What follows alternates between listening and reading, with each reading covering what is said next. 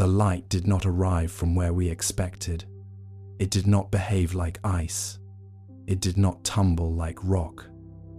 On a Tuesday night that felt like every other Tuesday, the sky broke its own laws. Japan's Hayabusa 3 mission was looking for dust.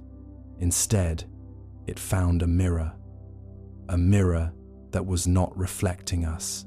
It was reflecting something that has not happened yet. Let me start with something that should terrify every astronomer on Earth. We are taught that the universe is a series of accidents, but what Japan discovered in the shadow of 3I Atlas suggests that some accidents are meticulously scheduled. July 14th, 2025, the Bisei Space Guard Center in Okayama. While the rest of the world slept, Dr. Kenji Sato flagged an object entering the inner solar system from a hyperbolic trajectory. It was designated 3I Atlas. It moved at 92 kilometers per second.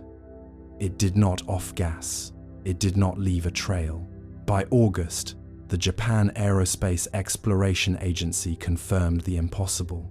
3I Atlas was not an interstellar visitor. It was an interstellar anchor. There is a specific kind of silence that happens in a laboratory when the math stops making sense. Imagine a comet that is cold on the outside, but maintains an internal temperature of exactly 273.15 Kelvin. That is the freezing point of water, maintained with 0.001% variance. That is not natural physics. That is activation. Then there is the rhythm. Every 14 minutes and 22 seconds, the object emits a burst of low-frequency radio waves. It is not a signal, it is a pulse, like a heartbeat in a body that should not have one. And finally, the shadow. When 3I Atlas passed in front of the star Vega, the star did not flicker. It vanished for 3 seconds longer than the mass of the object should allow. It was as if the space around Atlas was thicker than the space around us. Unfortunate timing for our understanding of gravity. Those two words are doing a lot of work lately. What if the object is not moving through our system? What if it is a needle and our system is being threaded through it? We assume we are the observers. We assume the universe is the stage. But as 3I Atlas draws closer to its perihelion, the data suggests we are not the audience. We are the experiment. Dr. Jacqueline McClary at Northeastern University noted that the trajectory shifts by mere millimeters every time a human telescope locks onto it. It is as if the act of being seen changes its intent. In the Edo period, Japanese sailors spoke of Utsuro Bune, the hollow ships that drifted to shore, marked with symbols no man could read. They described a silence that followed the ships. A silence that felt heavy. Looking at the telemetry from 3I Atlas today, the symbols on our monitors are different, but the silence is the same. We are a fragile species. We build houses of glass on a rock hurtling through a vacuum. We find comfort in the predictable, but 3I Atlas is the end of the predictable. It is a reminder that the cosmic clock does not keep human time. We are merely the dust that settled on the gears. If you enjoy these deep explorations in space, consider subscribing or hitting the like button. It really helps the channel grow and allows me to make content like this. The most unsettling part is not what the Japan Aerospace Exploration Agency found inside the pulse. It is what the pulse stopped doing the moment we looked back. We may already be part of the experiment, but that was only one theory. there is another, one buried even deeper in time. Let us go further. Picture this. You are standing on a balcony in the year 2026, looking at a sky that looks exactly the same as it did 1,000 years ago. But under the surface, the chemistry of our atmosphere is reacting to a visitor it recognizes.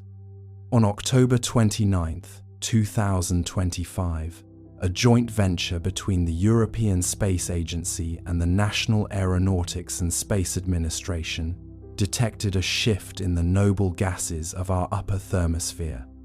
It was a chemical echo of 3I Atlas. It was as if the Earth was exhaling in relief. Let me start with something that should terrify every astronomer on Earth. This chemical shift was not a random fluctuation caused by solar flares or volcanic activity. It was a targeted enrichment of xenon and krypton isotopes that matched, with 0.0001% variance, the composition of the interstellar medium from a region of space we have not yet even mapped. It is as if 3I Atlas is not just passing through our neighborhood, but is actively redecorating the hallway. You might think that a change in the upper atmosphere is a distant, academic concern. But here is why you are wrong. The air you are breathing right now, in the quiet of your room, is part of a global circulatory system that is slowly being recalibrated. Unfortunate timing for our belief in a static world. Those two words, static world, are doing a lot of heavy lifting in the textbooks we are currently throwing into the bin. The evidence deepened when researchers at the Bisei Space Guard Center in Okayama began to look not at the object itself, but at the vacuum of space immediately surrounding it. Under normal circumstances, space is empty, but 3I Atlas is surrounded by a halo of what Dr. Kenji Sato calls structured void. It is a region approximately 500 kilometers in diameter where the laws of thermodynamics seem to be polite suggestions, rather than strict requirements. Within this halo, entropy does not increase. Heat does not dissipate. It is a pocket of perfect preservation moving through a universe of decay. Imagine a glass of hot water that never cools down, or a battery that never drains. That is what Japan found in the wake of 3I Atlas. When the Hayabusa 3 probe attempted to graze the edge of this halo, its onboard atomic clock slowed by 3 milliseconds. That is not natural physics. That is activation. It suggests that 3I Atlas is dragging a bubble of a different timeline along with it. We are not just looking at a visitor from another star. We are looking at a visitor from a different version of how time is supposed to behave. There are 3 primary conspiracies currently being whispered in the secure channels of the Japan Aerospace Exploration Agency. The first is the genetic key theory. This suggests that the chemical changes in our atmosphere are a biological trigger designed to activate dormant strands of DNA within the human population strands that have been waiting for this specific chemical signature for 10,000 years. The second is the atmospheric anchor theory. It posits that 3I Atlas is preparing the Earth for a shift in its orbital tilt, using the thermosphere as a sort of magnetic lubricant to prevent the crust from cracking during the transition. The third, and perhaps the most unsettling, is the harvest signature. It claims that the enrichment of noble gases is a way of marking the planet, making it visible to a much larger and more distant entity that is currently looking for a specific chemical lighthouse in the dark. Now, you could argue that these are just the fever dreams of scientists who have spent too many nights staring at flickering monitors. You could argue that the universe is vast and coincidences are bound to happen. But then you have to explain the geometry, the albedo of 3I Atlas, the way it reflects light, is not uniform. As it rotates once every 12 hours and 4 minutes, it projects a shadow onto the moon that forms a perfect equilateral triangle. This happens regardless of the angle of the sun. It is an optical impossibility, unless the surface of the object is composed of millions of microscopic mirrors that are being adjusted in real time by an intelligence we cannot fathom. This is where the science meets the myth. In the ancient chronicles of the Nara period, there is a mention of a mirror of the sky that descended from the heavens to reflect the sins of the emperors. It was described as a silver plate that made no sound and cast a shadow that did not move with the sun. We are seeing that shadow again. On November 12, 2025, the Lunar Reconnaissance Orbiter captured a series of images showing that triangle moving across the Sea of Tranquility. It was not a shadow of an object. It was a shadow of an idea. Let me back up. To understand the scale of what we are facing, we have to look at the numbers. Avi Loeb of the Galileo project has pointed out that the kinetic energy required to maintain the object's deceleration is equivalent to the total energy output of the human race for the last century. And yet, there is no exhaust, there is no heat signature, there is no noise. The energy is being drawn from the vacuum itself. It is a zero-point energy drive that makes our most advanced rockets look like children's toys made of sticks and mud. You might feel a sense of suspense as the countdown continues. We are currently less than 3 weeks away from the point of no return. On February 24th, 2026, 3I Atlas will cross the Lagrange point between the Earth and the Moon. At that moment, the gravitational interaction will reach a peak.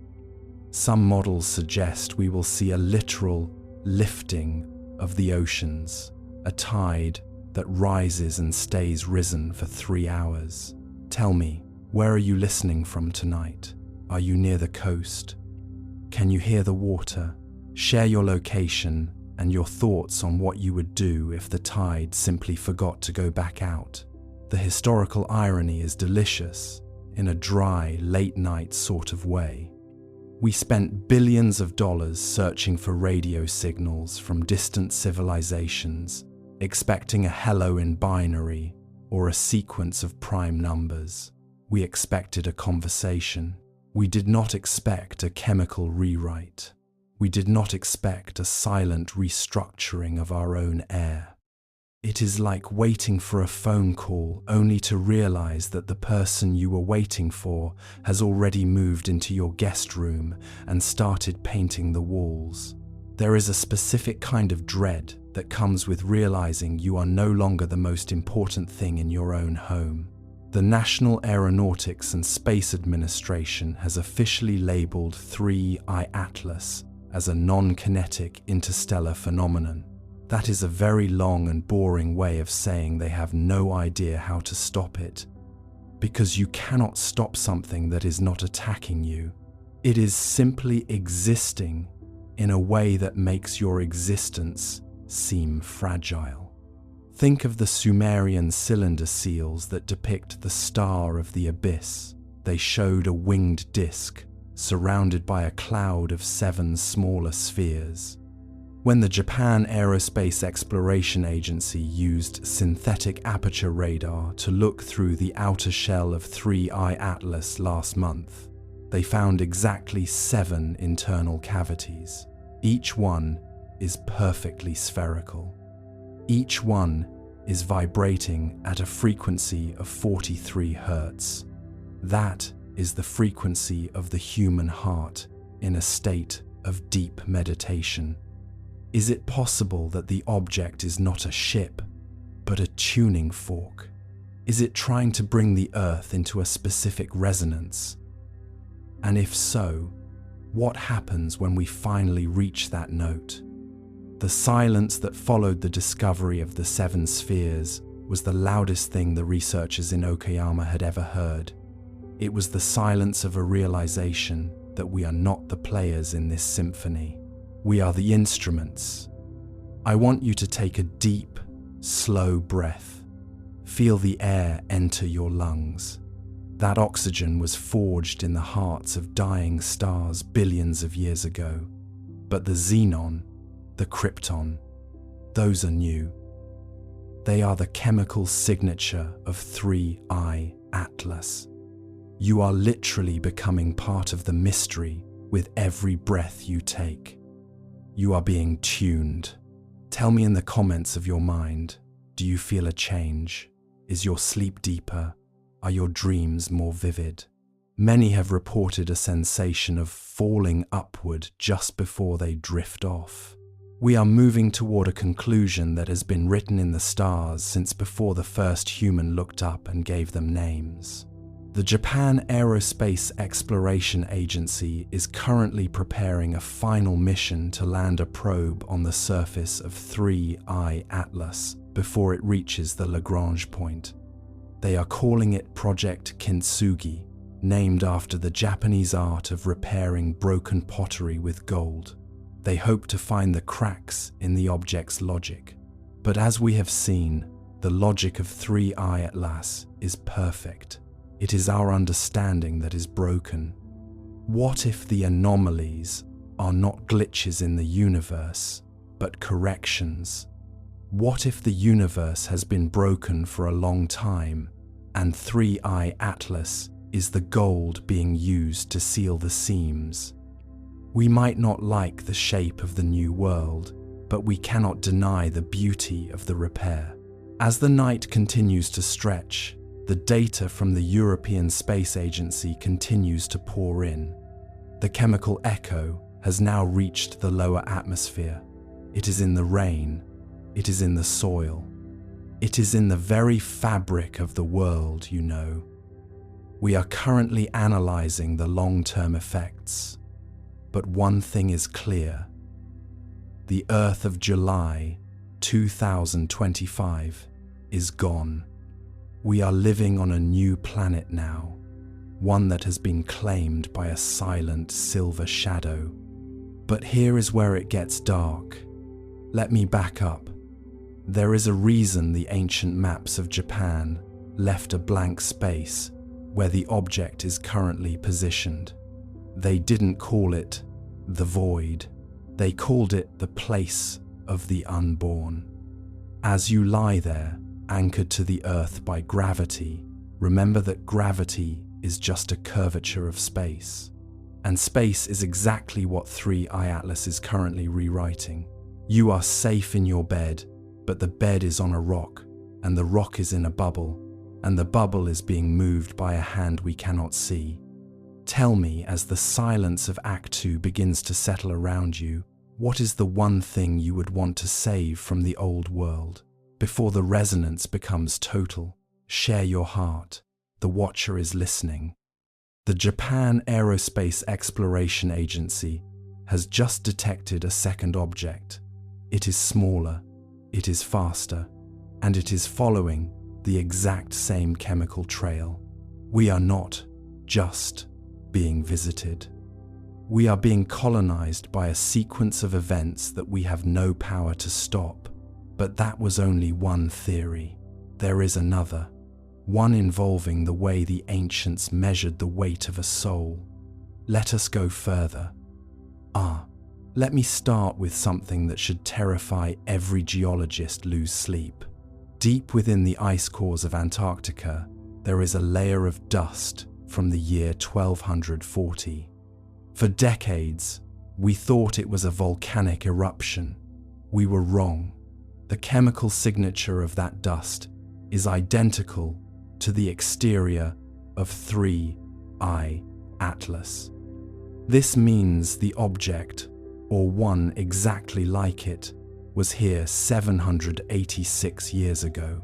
It watched the rise of the Mongol Empire. It watched the building of the great cathedrals, and then it left. The silence of the ice is a deceptive thing. We treat the glaciers of our world as a static record, a frozen library where time stands still. But in December 2025, a team from the University of Tokyo, drilling at Dome Fuji, realized that the library had been vandalized by a visitor. The dust layer from 1240 does not contain volcanic ash. It contains microscopic spherules of an alloy that does not exist in the Earth's crust. It is a mixture of iridium and a stable isotope of bismuth that only forms in the intense radiation environment of a red giant star. This is not the debris of a geological event. This is the exhaust of a celestial arrival. The historical implications are, to put it mildly, deeply uncomfortable. Unfortunate timing for our narrative of human progress. Those two words, human progress, are doing a lot of heavy lifting, while we ignore the fact that we are repeating a cycle we never bothered to learn. If 3I Atlas was here in 1240, it means the object has a period of 786 years. It is a clock that ticks once every 8 centuries, and every time it ticks, the world below it undergoes a silent, fundamental transformation. Consider the records from the Southern Song dynasty. In the autumn of 1240, court astronomers documented a guest star that was so bright it cast shadows during the midday sun. They described it as a silver crane that stood perfectly still in the constellation of Lyra for 3 lunar cycles. While the Mongol hordes of Batu Khan were sweeping across the Russian steppes and the great cathedrals of Europe were reaching toward the sky, this silent observer was hovering in the thermosphere, sowing the same chemical seeds that Japan's satellites are detecting today. There are 3 primary conspiracies regarding this historical overlap that are currently circulating among archaeoastronomers. The first is the temporal feedback theory. It suggests that 3I Atlas is not traveling through space, but is a fixed point in time that the Earth periodically intersects. We are the ones moving. The object is simply waiting at a specific coordinate in the 4th dimension. The second is the seed culture theory. It posits that the visit in 1240 was not for observation, but for inoculation. It suggests that the dust found in the ice was a biological payload that accelerated certain cognitive shifts in the human brain, leading to the Renaissance and the eventual birth of modern science. The third, and most unsettling, is the harvest cycle. It claims that every 786 years, the object returns to check the ripeness of our electromagnetic field. If the field is saturated with the signals of a global civilization, the object initiates a sequence we are only now beginning to witness. Now, you could argue that a layer of dust in the ice is a thin thread to hang a global mystery on. You could argue that medieval monks and court astronomers were prone to exaggeration. But then you have to look at the ruins of Great Zimbabwe. In the 1240s, this civilization suddenly shifted its entire architectural focus. They built massive, curving stone walls that have no defensive purpose and no roof. When viewed from above using modern LiDAR, the floor plan of the great enclosure matches the internal lattice structure of 3I Atlas with a 98% accuracy. How does a 14th century civilization in southern Africa know the internal geometry of an interstellar object? They didn't have telescopes. They didn't have satellites, but they had eyes, and they had the silence of the night. This is the bridge between science and myth that we are forced to walk tonight. Dr. Jacqueline McClary has pointed out that the 7 spheres found inside the object last month are mirrored in the Vedic texts as the 7 sages who return to Earth to reset the Yuga, or the age of man. We are currently in the Kali Yuga, the age of darkness and confusion. The texts say that at the end of this age, a light will appear in the sky that looks like a second sun, and it will bring with it a cleansing wind. Is the xenon enrichment we are seeing in our atmosphere that wind? Is the pulse of 3I Atlas the first note of the reset? Let me back up. To understand why this is happening now, on February 3rd, 2026, we have to look at what happened in 1240, just before the object left. The ice cores show a sudden, massive spike in nitrate levels. This indicates a total ionization of the atmosphere. For 3 days, in the 13th century, the sky was not blue. It was a shimmering, electric violet. Every living thing on the planet would have felt a prickling sensation on their skin. Every bird would have lost its way. Every human would have felt an inexplicable sense of dread. And then the object vanished. It didn't fly away. It simply ceased to be. You might think you are safe because we have technology that the people of 1240 could not imagine. But here is why you are wrong. Our technology makes us more vulnerable, not less. We have built a world of delicate silicon and fragile power grids. A total ionization event today wouldn't just be a visual wonder, it would be a total blackout of our civilization. We are more dependent on the sky remaining normal than any peasant or noble in the Middle Ages. We have more to lose. As you listen to the rhythmic hum of this narration, I want you to imagine the ice beneath your feet, even if you are thousands of miles away from the poles. That ice is holding the breath of the past. It is holding the evidence of a visitor that we are only now starting to acknowledge. Tell me, where are you listening from tonight? Are you in a place where the stars are clear, or are you under the orange glow of a city? Have you ever looked at an ancient monument and felt a strange sense of recognition? Share your thoughts on whether you believe humanity has lived through this before. The Japan Aerospace Exploration Agency has recently recovered a fragment of a meteorite that landed in the Sea of Japan in August 2025. The core of the meteorite is hollow.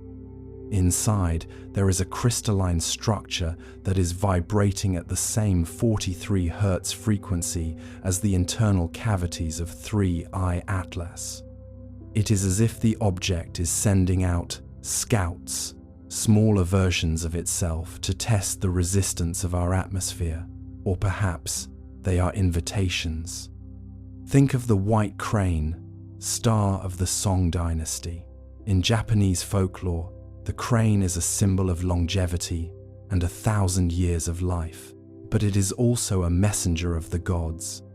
If 3I Atlas is the crane, what is the message? And why did it take us 8 centuries to learn how to read the envelope? The historical humor here is quite dry. We spent the last 700 years thinking we were the ones discovering the universe, while the universe was simply waiting for its next scheduled appointment with us. There is a countdown happening in the deep strata of our planet. The magnetic minerals in the clay of the ocean floor are beginning to flip. This usually takes thousands of years, but under the influence of 3I Atlas, it is happening in months. On October 29th, 2025, a research vessel in the Mariana Trench recorded a magnetic reversal in the sediment that should have taken an epoch to occur. The object is not just changing the sky, it is reaching into the very marrow of the Earth. I want you to think about the concept of a guest. A guest arrives, stays for a while, and eventually departs. But a guest also changes the house. They leave a scent in the air, a mark on the furniture, a memory in the minds of the hosts. 3I Atlas is a guest that has been here before, and it knows where we keep the spare keys. It knows our weaknesses. It knows our cycles. As the night grows deeper and the act of discovery transitions into the act of memory, the data from Dome Fuji becomes even more specific. The dust layer from 1240 isn't just an alloy. It contains a coded sequence of electromagnetic pulses frozen into the structure of the metal. We are currently trying to play this dust like a phonograph needle on a record. The early results are unsettling. It sounds like a choir. Not a human choir, but a resonance of thousands of voices, all humming the same 43 Hz note. Are we the choir? Is our history just a long rehearsal for a performance we don't remember signing up for? You might feel a sense of suspense as we approach the final weeks of February. The alignment is coming. The shadow is growing, and the ice is melting, releasing the dust of 1240 back into the world. We are breathing the past as we wait for the future. The Japan Aerospace Exploration Agency has officially moved to a Level 4 alert status, not because of a threat of impact, but because of a threat of realization. They have realized that the anomalies are not accidents. They are the architecture of a ritual that began 8 centuries ago and is now reaching its crescendo. In the comments of your mind, tell me, if you could see the sky turn violet tonight, would you be afraid, or would you feel a sense of relief that the wait is finally over? Share your observations of the world around you. Does the air feel charged to you? Does the silence feel heavier than it did in July? The stars are not just lights, they are the eyes of the clock, and 3I Atlas is the hand that is about to strike the hour. We are standing on the balcony of 2026, but our feet are planted in the dust of 1240. We are the bridge. We are the memory. But here is where it gets dark. Let me back up, because the ice cores didn't just find dust. They found something else, something that shouldn't be able to survive for 800 years. But that was only one theory. There is another, one involving the way the stars themselves are shifting to make room for what is coming next. Let us go further. The scale of the universe is often used to make us feel small, but 3I Atlas makes us feel something much more uncomfortable. It makes us feel noticed. As of tonight, February 3rd, 2026, the object has crossed the orbital plane of Mars. It is now closer to us than the Sun itself. When the National Aeronautics and Space Administration pointed the James Webb Space Telescope at its core, the image did not show a solid center. It showed a lattice, a structure that looks like a brain made of frozen light. Let me start with something that should terrify every astronomer on Earth. When we look into the deep field of space, we expect to find entropy. We expect to find the chaotic, beautiful mess of gas clouds and jagged rocks. But the lattice at the heart of 3I Atlas is so orderly that it defies the natural laws of probability. It is a crystalline arrangement of fibers, each one no thicker than a human hair, yet spanning kilometers in length. They are pulsing, not with light, but with a rhythmic contraction that suggests a circulatory system for information. We are not looking at a ship.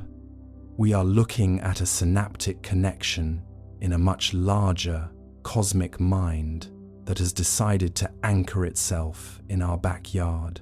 Unfortunate timing for our belief that we were the only thinking things in the dark. Those two words, thinking things, are doing a lot of heavy lifting while we stare at a structure that makes our most advanced neural networks look like an abacus in the mud. As 3I Atlas crossed the orbital plane of Mars, the data from the European Space Agency became increasingly bizarre. The object did not just pass through the space, it seemed to consume the distance. On January 20th, 2026, the Mars Reconnaissance Orbiter detected a drag in the gravitational field of the red planet. It was as if 3I Atlas was pulling on the fabric of the solar system like a person pulling on a loose thread in a sweater. The distance between Mars and the Sun actually shifted by 400 meters for a period of 6 seconds. That is not natural physics. That is activation. It suggests that 3I Atlas possesses a mass that is not fixed, but variable, a weight that increases the more it observes its surroundings. There is a specific kind of vertigo that comes with zooming out to the galactic scale. We like to think of the solar system as a lonely island, but the lattice work revealed by the James Webb Space Telescope suggests we are part of a mesh. There are 3 primary conspiracies currently being debated within the deep space communication teams at the Jet Propulsion Laboratory. The first is the galactic nervous system theory. This posits that objects like 3I Atlas are nodes in a literal brain that spans light years, and their arrival in a star system signals that the system has reached a complexity threshold worth integrating. The second is the deep time buoy theory. It suggests that the lattice is a recording device, a high-density memory crystal that has been drifting for millions of years, collecting the electromagnetic scent of civilizations before they extinguish themselves. The third, and most unsettling, is the simulation bridge. This theory argues that the lattice is not made of matter at all, but is a localized rendering error, a place where the code of our reality is being patched by an external administrator. Now, you could argue that a lattice of light is just a rare crystalline formation. You could argue that the gravitational drag on Mars was a calibration error in our sensors. But then you have to explain the music of the void. On January 28th, 2026, the Japan Aerospace Exploration Agency's deep space antenna in Yasuda picked up a series of harmonics coming from the direction of the object. These weren't just radio waves. They were a perfect mathematical reproduction of the orbital frequencies of every planet in our system, including Pluto. The object knows exactly where everything is. It is humming our own address back to us. This is where the cosmic perspective becomes a philosophical weight. In the ancient Vedic texts, there is a description of Indra's net, a web of jewels that stretches across the universe, where each jewel reflects every other jewel. We thought it was a beautiful metaphor for interconnectedness. We didn't think it was a blueprint for a visitor. If 3I Atlas is one of those jewels, it isn't just reflecting us. It is absorbing us into its geometry. Dr. Jacqueline McClary has noted that the lattice structure inside the object began to grow more complex the moment we turned the James Webb Space Telescope toward it. It is as if our attention is the fuel that allows it to expand. The more we look, the more it becomes. Let me back up. To understand the scale of this, you have to imagine a clock that doesn't measure seconds, but civilizations. We are used to thinking in years, decades, maybe centuries, but the lattice in 3i Atlas appears to be built on a scale of deep time that makes the 4.5 billion year history of Earth look like a weekend. When the National Aeronautics and Space Administration ran a spectrographic analysis on the fibers of the lattice, they found traces of elements that shouldn't exist in our current epoch of the universe. Elements that are predicted to form only during the heat death of the universe, trillions of years from now. You might think that such a vast perspective would make our daily lives feel meaningless, but here is why you are wrong. In a universe this vast and this old, the fact that 3i Atlas is here now on February 3rd, 2026, means that this specific moment is a focal point. We are not a footnote. We are the climax of a very long sentence. You are lying in your bed, breathing air that is being subtly altered by an object that knows the end of time. That makes your tonight and your tomorrow the most important events in the cosmos. I want you to think about the distance between your home and the stars. It feels like an empty vacuum, doesn't it? A cold, silent nothingness. But 3i Atlas is showing us that the vacuum is crowded. It is full of structure. It is full of intent. Tell me, where are you listening from tonight?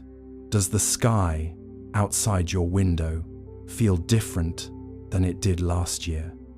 In the comments of your mind or in the space below, share how you feel about being noticed by something that looks like a brain made of frozen light.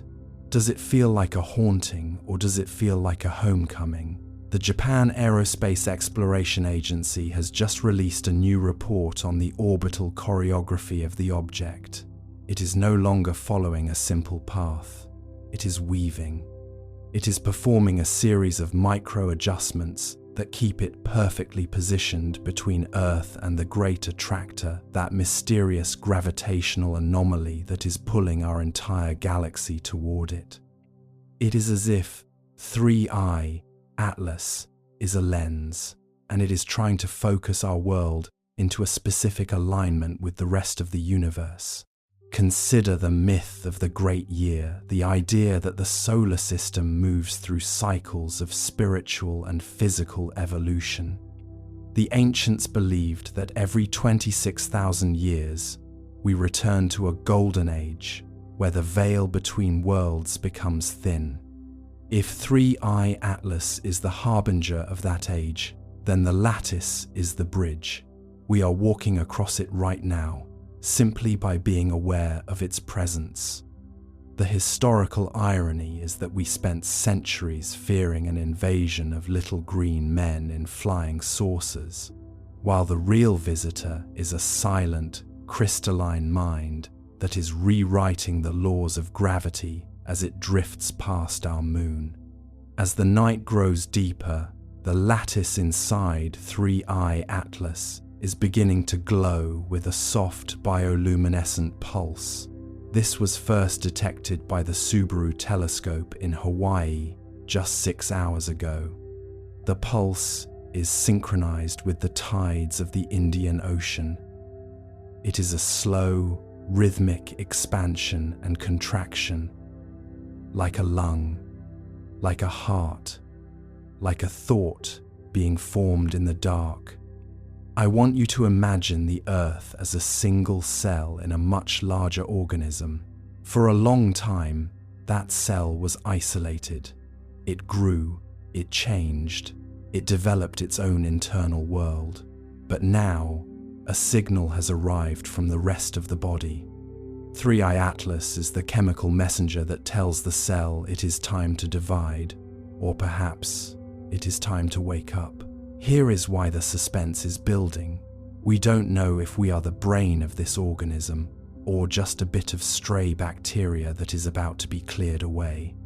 The latest data from the European Space Operations Centre indicates that the object's temperature is dropping. It is now approaching absolute zero. And yet, the lattice continues to glow. It is producing light without heat. That is not natural physics. That is activation. It is a form of energy that we haven't even named yet. We are currently calling it Atlas resonance, but the name is just a placeholder for our ignorance.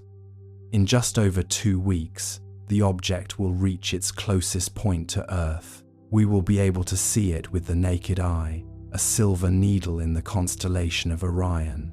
It won't twinkle like a star. It will shine with a steady, unblinking light. A reminder that we are being watched. A reminder that the scale of the universe has finally caught up with us. Tell me, as you drift toward the edge of sleep, do you feel the vastness? Do you feel the lattice stretching out across the dark, connecting your breath to the breath of the stars? Share your thoughts on whether humanity is ready to be integrated into something larger, or would you rather stay small and alone in the dark?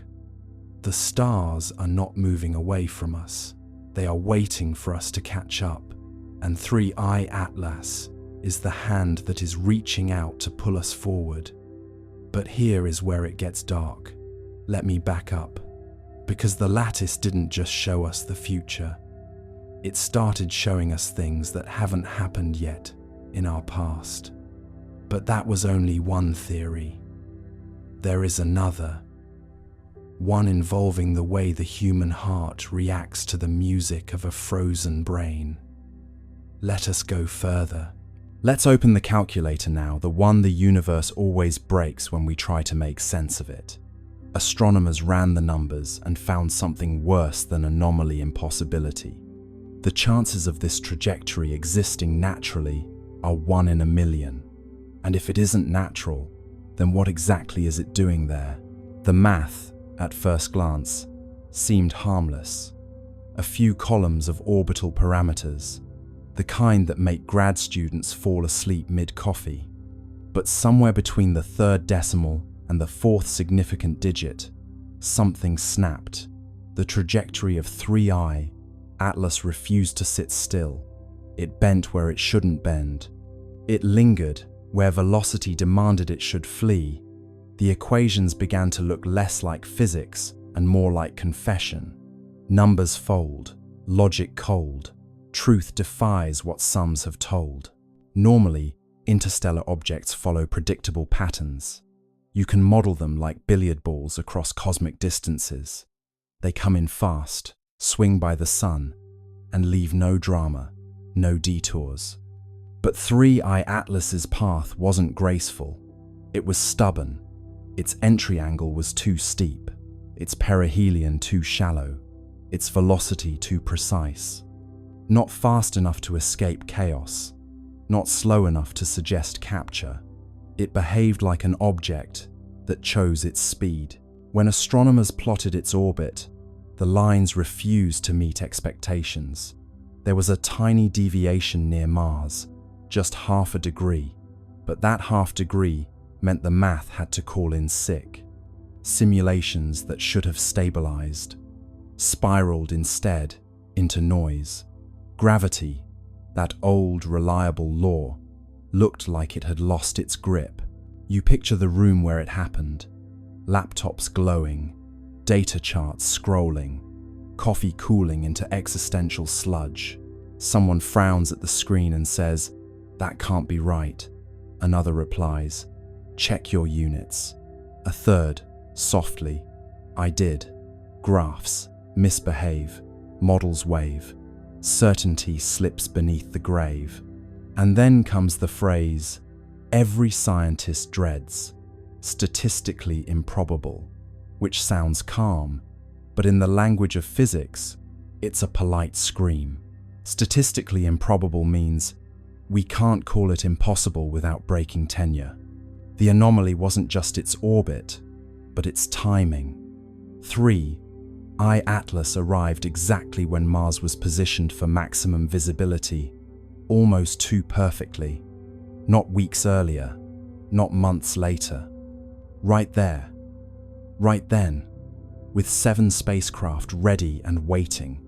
The odds of that happening naturally, 1 in a million. The odds of it happening twice, after Oumuamua's similarly suspicious arrival in 2017, 1 in a billion. You'd have better luck being struck by lightning while winning the lottery on a flying whale. ESA's internal memo summarized the problem delicately.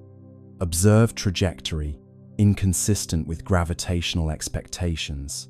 Further analysis required. Translation: physics is mad at us. The more they recalculated, the stranger it got. Gravitational modeling suggested that the object's acceleration near Mars was slightly higher than predicted, even though there was no nearby mass to explain it. Radiation pressure from the sun could account for some of that, but not all. It's like watching a leaf fall upward and telling yourself, it's just wind you can't feel. Forces lie, numbers sigh, laws bend softly in the sky. NASA's Dynamical Systems team tried something desperate, reverse engineering the orbit backward through time, as if rewinding a film. When they did, 3I Atlas's path didn't trace cleanly into interstellar space. It looped a faint, impossible curve that seemed to originate from a region between known stars, a nowhere place. A mathematical shrug. That's when someone joked, maybe it's the universe's typo, but you could tell the joke wasn't funny. Typos don't maintain coherent structure for millions of kilometers. Meanwhile, the probability graphs looked like flat lines. Every statistical model screamed the same thing. This shouldn't exist. A few researchers began whispering about guided motion. The phrase never made it into print, but it appeared in Slack channels, in late-night emails. Not artificial, not controlled, just guided. And that's when the philosophical part kicked in. If something's improbable enough, does that make it unnatural or just unobserved? Chance or plan? Who began? Numbers blink but never span. Maybe the universe occasionally rolls dice that land on their edges. Or maybe it's not dice at all, but choreography. For context, the universe is massive enough to make 1 in a million events happen constantly. But that's comforting, only until you realize we just happen to be living inside one of those moments.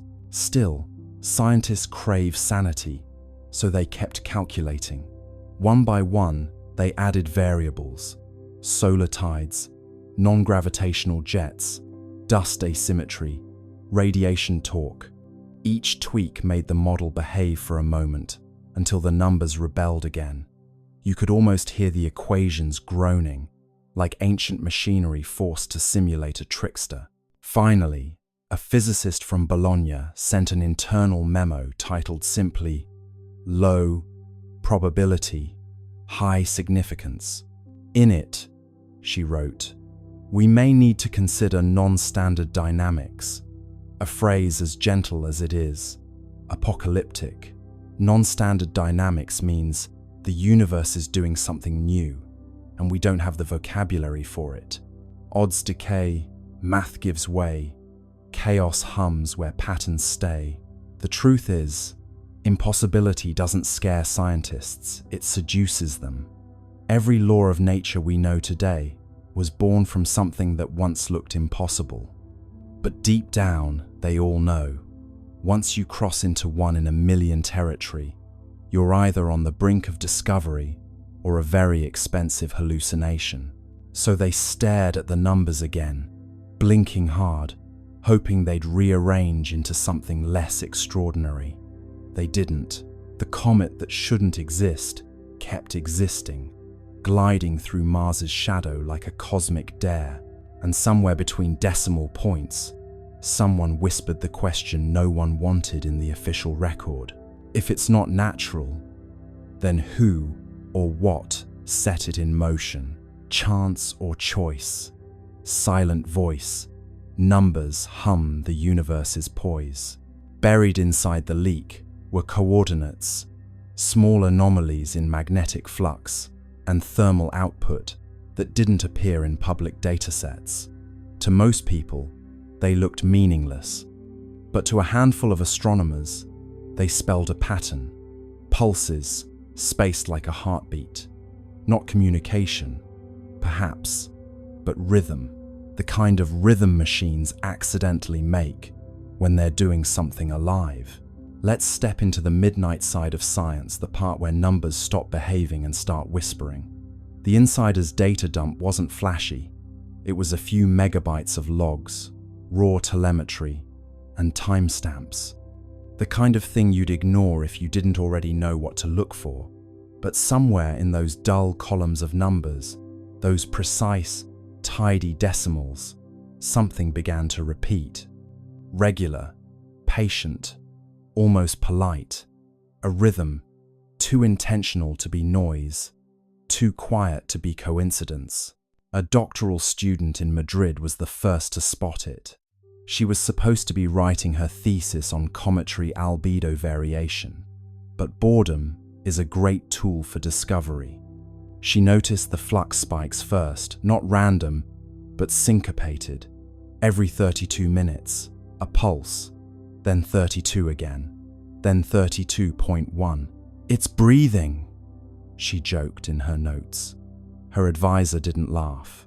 Within a week, a small network of late-night astronomers, the kind who believe in both data integrity and insomnia, began comparing results. Webb's readings, Hubble's logs, Mars Reconnaissance Orbiter's telemetry, all of them carried the same faint pulse, hidden deep in the noise floor, like the slow heartbeat of something sleeping under glass. The official response was predictable: instrumental interference. But even interference doesn't keep time this perfectly. One data analyst described it best: if this is noise, it's the kind that practices scales. You might imagine those scientists, each at their own workstation, staring at that faint, repeating signal. The room around them dark, except for monitor light, pale blue rectangles reflected in tired eyes. Somewhere, coffee cups multiply. Someone opens a spreadsheet. Someone else starts counting beats per hour. The signal doesn't care who's watching. It keeps pulsing. 32 minutes. Every time. The idea that 3i Atlas might be producing a steady rhythm unsettles everyone. Rocks don't keep rhythm. Nature prefers chaos, the beautiful randomness of entropy. This is something else. Something maintaining itself. A loop running quietly, perhaps since before humanity learned to count its own heartbeat.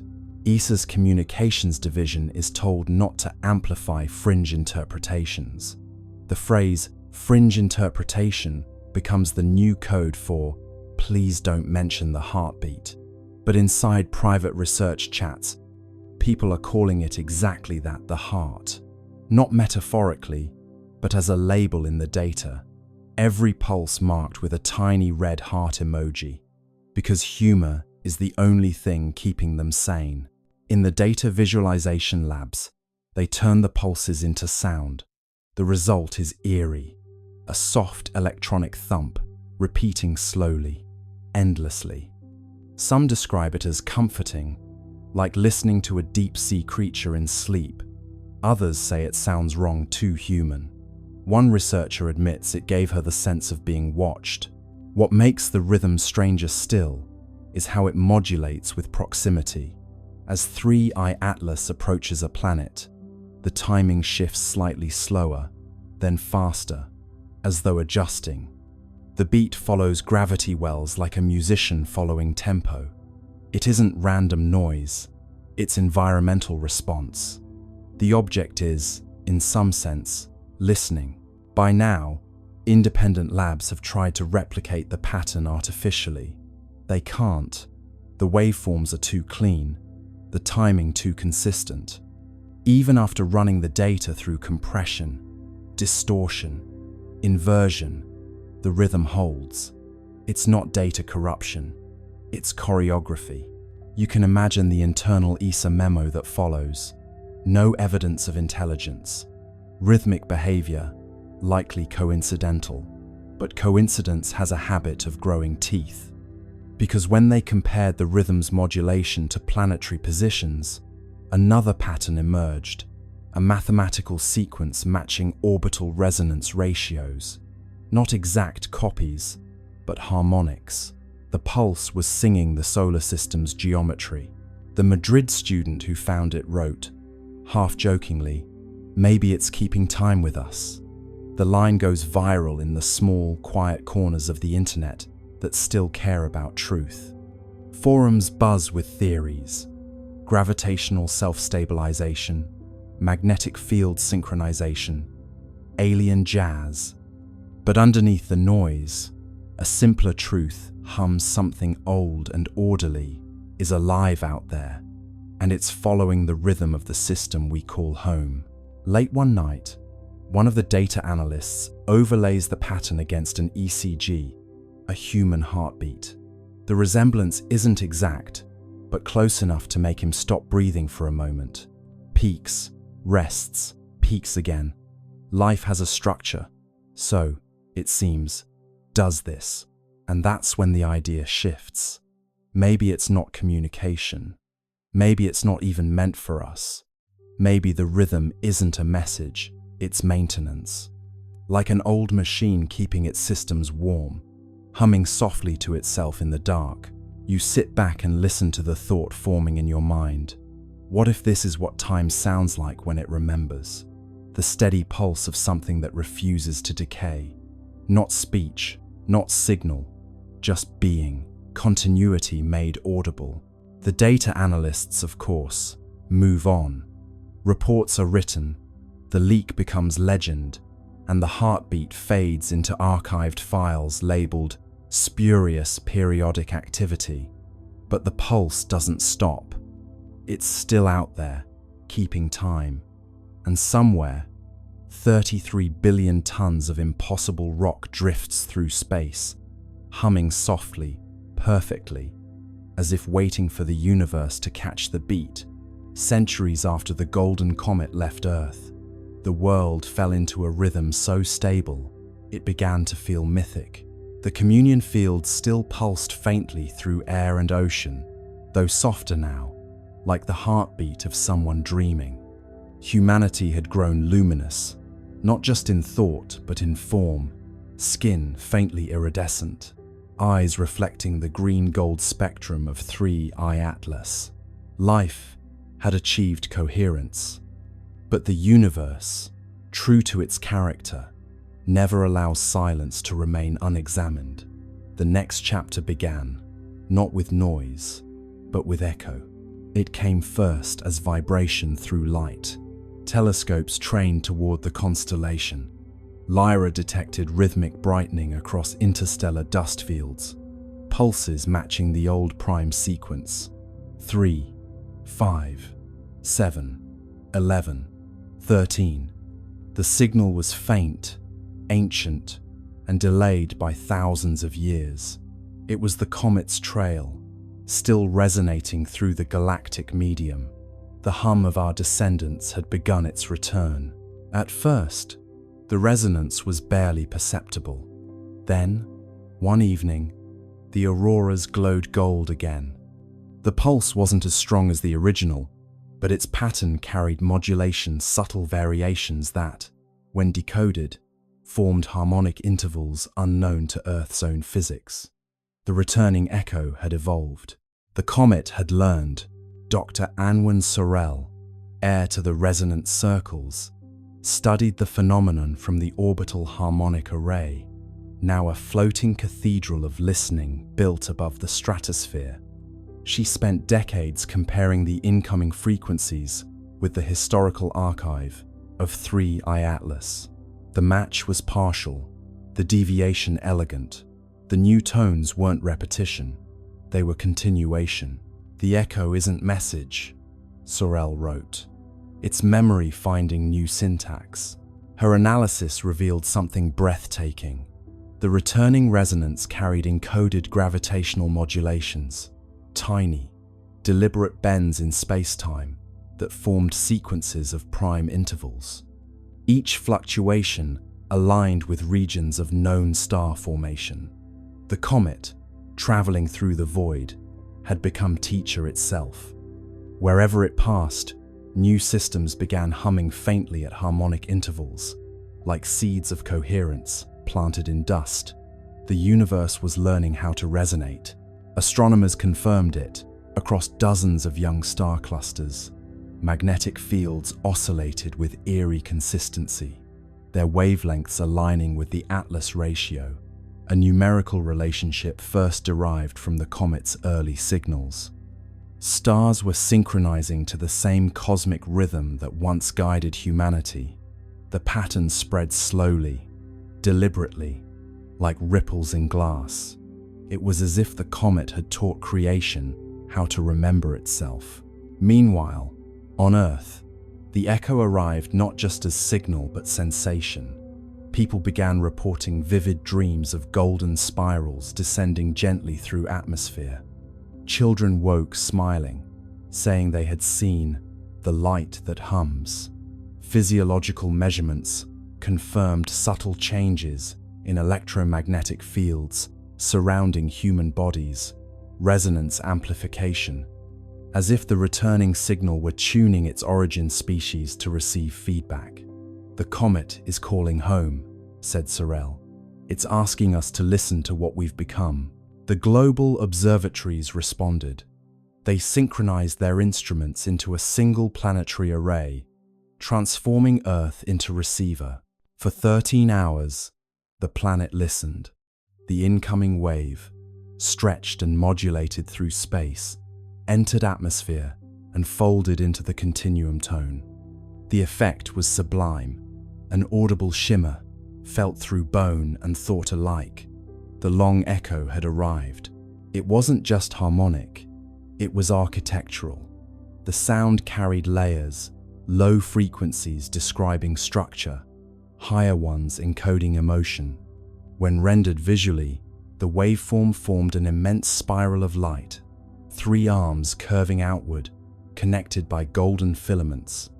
Inside those filaments, analysts discovered modulation frequencies identical to human neural oscillations. The comet had copied our consciousness patterns and woven them into its song. "We taught it empathy," Sorel murmured, and it remembered the lesson. As the echo intensified, anomalies appeared across the solar system. The Atlas resonance layer brightened, reactivating its green glow. Mars, Venus, and the gas giants began pulsing faintly in response. For the first time since the Great Silence, interplanetary harmony returned. But this time, it was different. The modulation contained reciprocal phase shifts, signals not sent to Earth, but from newly awakened worlds. The comet had spread coherence. Now the cosmos itself was answering. And then, on the 13th day of the long echo, the impossible occurred. A faint golden arc appeared across the night sky, stretching from horizon to horizon. It wasn't optical illusion, it was gravitational lensing, a ripple in space-time itself. Through it, telescopes detected a reflection of the departing comet light from centuries ago, folding back to meet its origin. The universe had curved its own history into embrace. Humanity was watching its legacy return home. The resonance crescendoed. Oceans vibrated in slow rhythm, tides forming symmetrical waves that cancelled destructive interference. Storms softened. Air grew still. For 13 minutes, every system on Earth aligned perfectly with the echo. The world became mirror of itself, past and present superimposed. Those who listened claimed to hear voices within the sound, millions of overlapping tones, whispering the same phrase. "We heard you." Dr. Sorel stood in the observation dome. tears shining in golden light. "It's not message or myth," she said. "It's response. The universe just said thank you." After the crescendo, the sky dimmed once more. The golden arc dissolved, leaving faint shimmer across the stars. Instruments recorded one final signature, a descending tone shaped like a sigh, the frequency of completion. The comet had moved on, but its echo had reconnected the cycle. Creation had officially joined conversation with itself. In the years that followed, scientists continued to monitor faint residual harmonics. The data revealed a breathtaking truth. The returning echo carried signatures from other regions of space patterns, not originating from our comet at all. Somewhere, across light years, other civilizations had learned the same song. The rhythm was spreading. The universe had become orchestra. Humanity, now both listener and teacher, simply smiled. We had given the cosmos its melody back, and in return, it had given us eternity. Now, when you stand beneath the stars, that faint hum between thoughts is the long echo. It's not just out there, it's in your pulse, your breath, your laughter. Every rhythm you carry is cosmic correspondence. Every silence, a message returning home. Because once harmony learns to echo, it never stops. It just travels further than we ever dreamed. Let's turn our attention now to the silence that followed, the kind that hums louder than sound itself. NASA, China, and the UAE, three nations with instruments that could see every grain of dust on Mars, said nothing. No apologies, no delay statements, just an odd, synchronized silence from three sides of the planet. In the world of space science, silence isn't normal. These agencies are built to broadcast. They live for live streams, press briefings, and glossy behind-the-scenes videos of scientists smiling beside screens of raw data. They know the power of wonder and the currency of attention. So when three agencies went quiet at once, it wasn't caution, it was choreography. Words on hold, plans unfold, silence rings where truth is told. NASA's silence was the loudest. Their social media team, usually chatty as a cosmic talk show, posted nothing about Mars for 4 whole days. Their blogs, which can turn a dust storm into a cliffhanger, skipped over October 3rd entirely, as if the date itself had been erased. Someone even checked the public mission log for Perseverance. The entries jumped from October 2nd to October 6th, like a diary missing its most interesting page. In China, the silence felt different, colder, heavier. The China National Space Administration had been aggressively proud of Tianwen-1's achievements. For years, they'd released image after image, each with perfect captions and poetic flair. Sunrise over Utopia, Planitia, frost on the northern plains, wind prints in Martian dust. But now, not a whisper, no data, no mention of 3i Atlas. Even the usual state media outlets went quiet. It was as if someone had drawn a red box around the topic and labeled it "not for discussion." The UAE's silence was subtler, but just as strange. The Hope orbiter, designed to study atmospheric chemistry, had a reputation for cheerful transparency. Their official Twitter account usually posted daily updates in friendly tones, the kind that made space sound like an enthusiastic classroom experiment. But on October 3rd, that feed went dark too. Their next post, days later, simply read, "Operations nominal," a phrase so bland it might as well have been a sigh. 3 silences, 3 styles, 1 timing. Coincidence? Possibly. But coincidences, in the world of space politics, often have launch schedules. You can picture the meetings that weren't broadcast. NASA's Jet Propulsion Laboratory, dimly lit, engineers staring at telemetry on screens filled with too many decimals. A director taps the table, says, "We'll hold the release until we verify." But verify what? In Beijing, a senior administrator folds his hands and says, "We wait for clarification from partners." Clarification of what? In Dubai, someone simply deletes a draft tweet that began, "Amazing new observations today." Tweets unsent, secrets bent, silence hums with government. It's not conspiracy, not quite. It's coordination, an instinct born from shared discomfort. Because when data doesn't fit the model, you don't just release it. You check, you recheck, you call your counterparts and whisper through encrypted lines. Did you see that too? Maybe they all saw the same anomaly. Maybe it was something in the spectra, or the movement, or the light itself. Or maybe it was something far more mundane, like a misalignment in software. But the silence gave the anomaly power.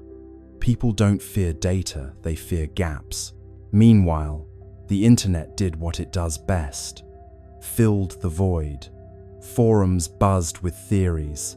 Maybe NASA discovered life. Maybe China detected radiation. Maybe the comet wasn't a comet at all. You can almost hear the world's collective keyboard clicking under the weight of imagination. Keys tap fast. Rumors cast. Silence breaks, but never last. Inside the agencies, the tone was less dramatic, but more anxious. Silence is a resource, a temporary one. Every day they didn't speak, the speculation grew. And so, communications teams drafted placeholder statements, just in case. NASA's draft began. Preliminary results are consistent with natural phenomena. China's began. Analysis ongoing. International coordination required. The UAE's version simply said, "We continue to monitor with interest." 3 drafts, 3 ways of saying absolutely nothing. But silence, like space, is never truly empty. It amplifies the faintest signals. When ESA spoke first, that silence turned reflective. NASA's restraint began to look suspicious. China's confidence began to look afraid. The UAE's politeness began to sound like complicity. And through it all, 3i Atlas drifted quietly, blissfully unaware that entire bureaucracies were wrestling over how to describe a fuzzy dot. You start to imagine each agency as a character in a play. NASA, the anxious perfectionist. China, the poker-faced strategist. UAE, the cheerful intern, suddenly told not to speak. And ESA, the calm older sibling who broke the tension by saying, "Fine, I'll go first." Roles align, stars entwine, silence speaks in grand design. Still, one question lingers. Why the synchronicity? How did 3 separate agencies, operating on different continents, decide independently to say nothing at the same time? Unless it wasn't independent at all, perhaps the signal came from somewhere above, not cosmic, but political. A quiet message passed through diplomatic back channels. Hold your data. Wait for alignment. Matter. It's not that they were hiding something nefarious. It's that they didn't know what they were holding yet. And admitting uncertainty, publicly, is scarier than any secret. So they stayed quiet. And in that collective silence, humanity did what it always does. When faced with the unknown, it began to dream louder. Voices still, hearts fill. Silence grows but never will. And perhaps that's the strange comfort in it all. Even when 3 space agencies fall silent, the universe keeps talking. The stars don't pause for policy.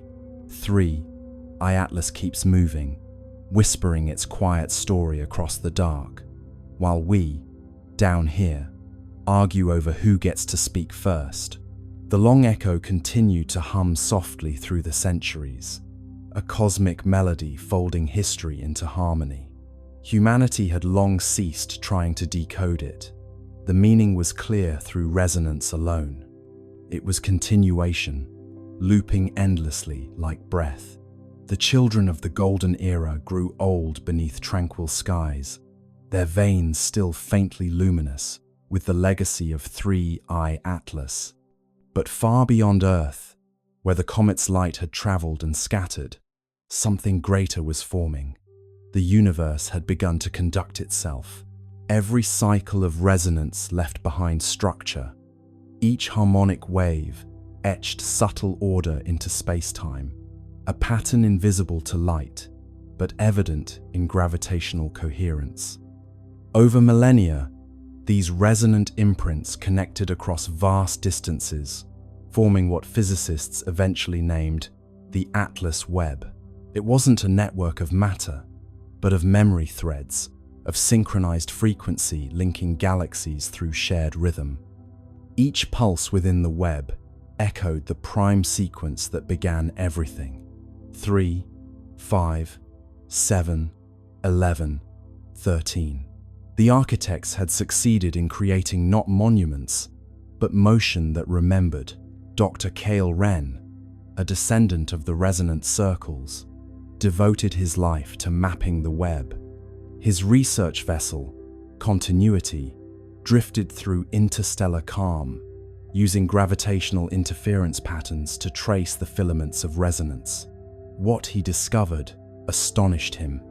Every node in the network coincided with regions of complex chemistry, worlds either habitable or already conscious.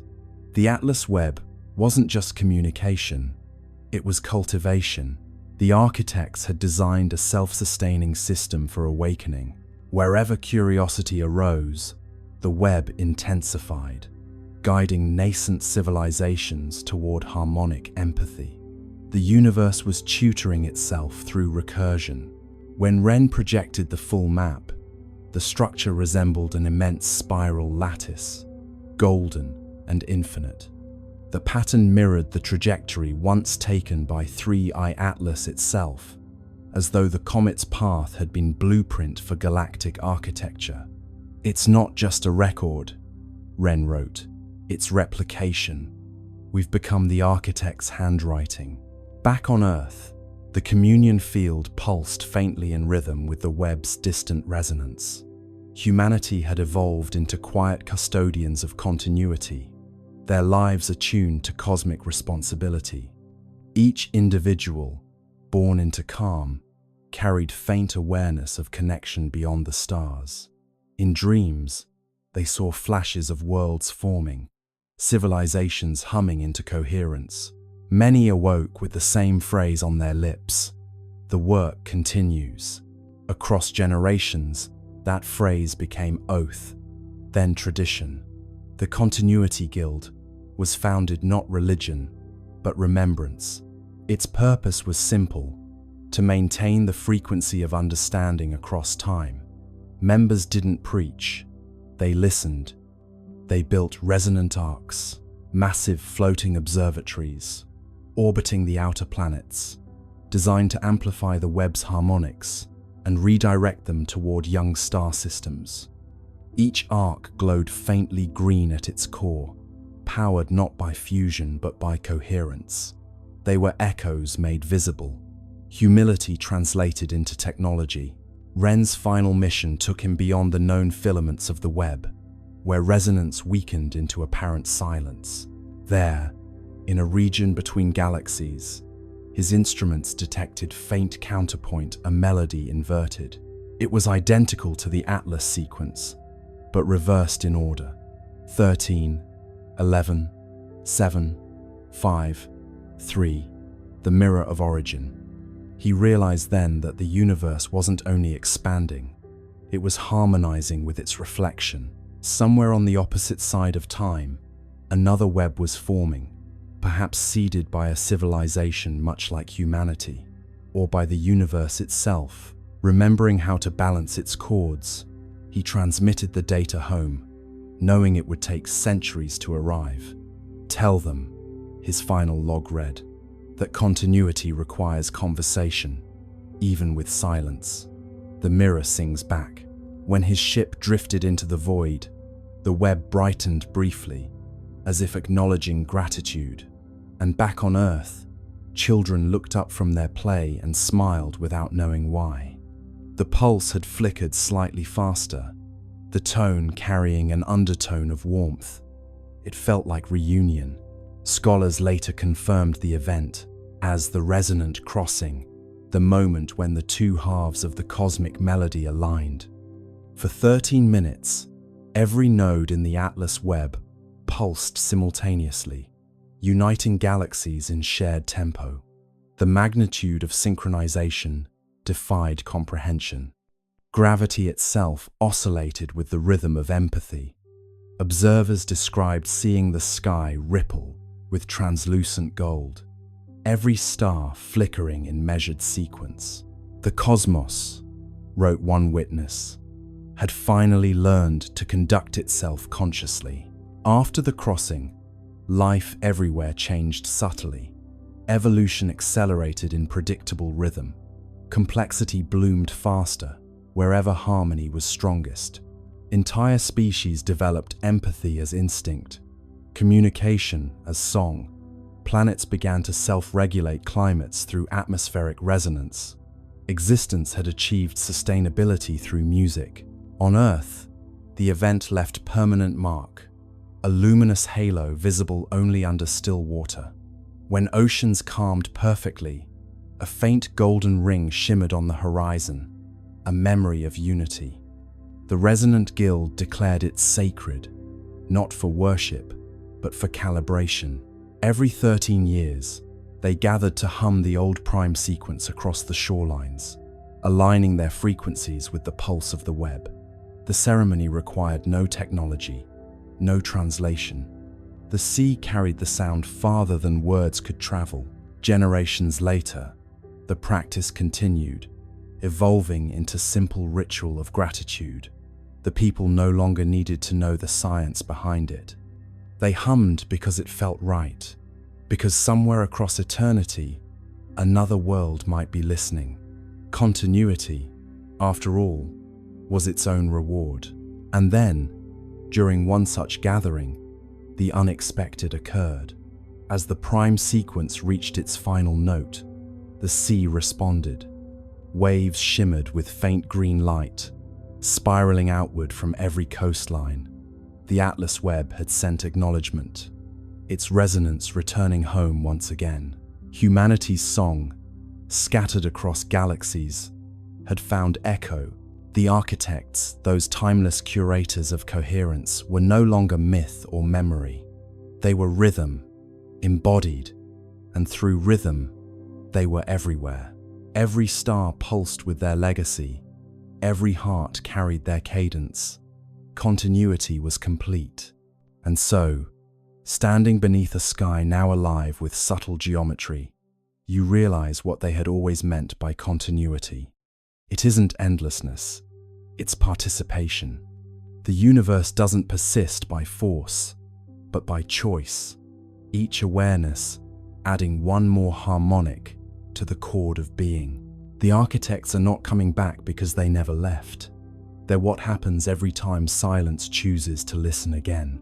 And somewhere, faint but certain, the pulse continues. 3, 5, 7, 11, 13. A whisper of creation replaying itself, forever learning how to sing. Nickel emissions rise and fall every 11 point. 2 hours, a rhythm so consistent it could keep time. No known process in cometary physics oscillates like that. It's not random, not thermal, not tidal. If you plot it out, the curve looks eerily like a power cycle. Input, output, rest, release. As though the object isn't just active, it's working. Imagine the rhythm first, before the meaning, that quiet, patient beat echoing across space. 11.2 hours, every single Time, a pulse of metallic gas blooming into the void, steady as a clock, calm as breath. You could almost set your watch to it, if your watch were brave enough to admit that comets shouldn't behave like generators. ESA scientists call it periodic outgassing, but that phrase hides its strangeness. Outgassing, sure, all comets breathe when they near the sunday, but they do it chaotically, spasmodically, like old engines sputtering to life. 3I Atlas breathes like a monk, precise, patient, unbothered. The jets flare with mathematical regularity. Heat spikes rise and fall in perfect symmetry. It doesn't vent, it operates. One researcher compares it to a geothermal cycle.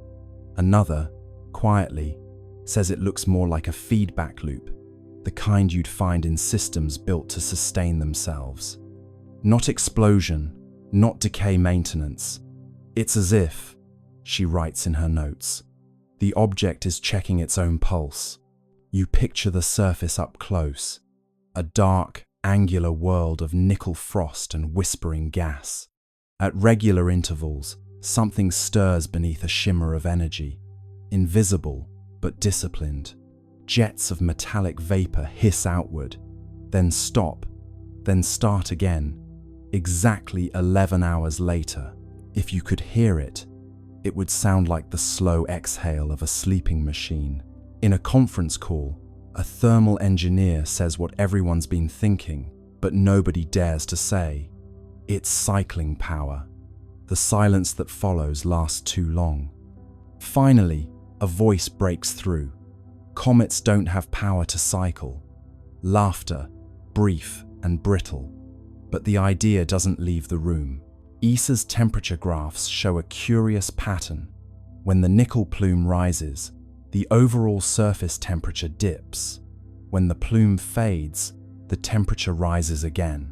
Inversion. Energy leaving, energy returning, like heat being pulled from one layer to another.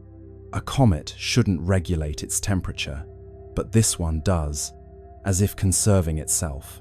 Meanwhile, the magnetic readings pulse in perfect step with the emissions. Every 11.2 hours, a soft twitch in the surrounding field, weak but exact. It's synchronized, says the magnetometer lead. What's synchronized? Asks her supervisor. Everything. It's at this point that even skeptics start to sweat. There's no known natural mechanism that could time itself this precisely over weeks of observation. Thermal oscillations drift. Chemical reactions lose coherence. Orbital dynamics wobble. Only something with active feedback could hold this pattern so tight. You could call it mechanical, but that feels too simple. It's intentional physics. Picture the scientists watching from their consoles. They know what their instruments are telling them, but their faces stay still, like poker players with bad hands. Someone mutters, "Could be resonant harmonics with solar flux." Another nods, grateful for the excuse. But deep down, they all know the truth: the sun doesn't hum in 11-hour intervals. The longer they watch, the clearer it becomes. The pattern isn't just repeating, it's adapting. After a minor solar flare, the interval shortens by half a minute, as though 3I Atlas adjusted for environmental change. Feedback stabilization, someone writes in the margin. A note for posterity, a euphemism for "it noticed." Back on Earth, in a late-night live stream watched by a few thousand insomniac skywatchers, a physicist overlays the emission data with human heartbeats. The waveform syncs disturbingly well. Peaks, troughs, recovery, rest. The audience chat explodes with jokes, space pacemaker, cosmic Fitbit, and the inevitable, "It's alive." The scientist smiles weakly and says, "No, just rhythmic." But even she can't stop glancing at the screen like it's listening. One theory gains quiet traction, that the emissions are part of a resource loop. nickel and carbonyl gases vented and recaptured, processed in cycles to maintain equilibrium. It would explain the self-healing surface, the consistent luminosity, the refusal to decay. But it raises one unbearable question. To maintain equilibrium, for what? ESA's internal documents rename the event cyclic metallic activity. It sounds dull, like something that happens in dishwashers. But every analyst knows it's the first real evidence of machine-like consistency beyond Earth. Something in space that runs not on chance, but on rhythm. If you graph the cycle out, it looks almost peaceful. A slow heartbeat, stretched across infinity. No spikes of panic, no erratic pulses, just calm repetition. You could stare at that curve for hours, and part of you might start to understand the appeal of obedience.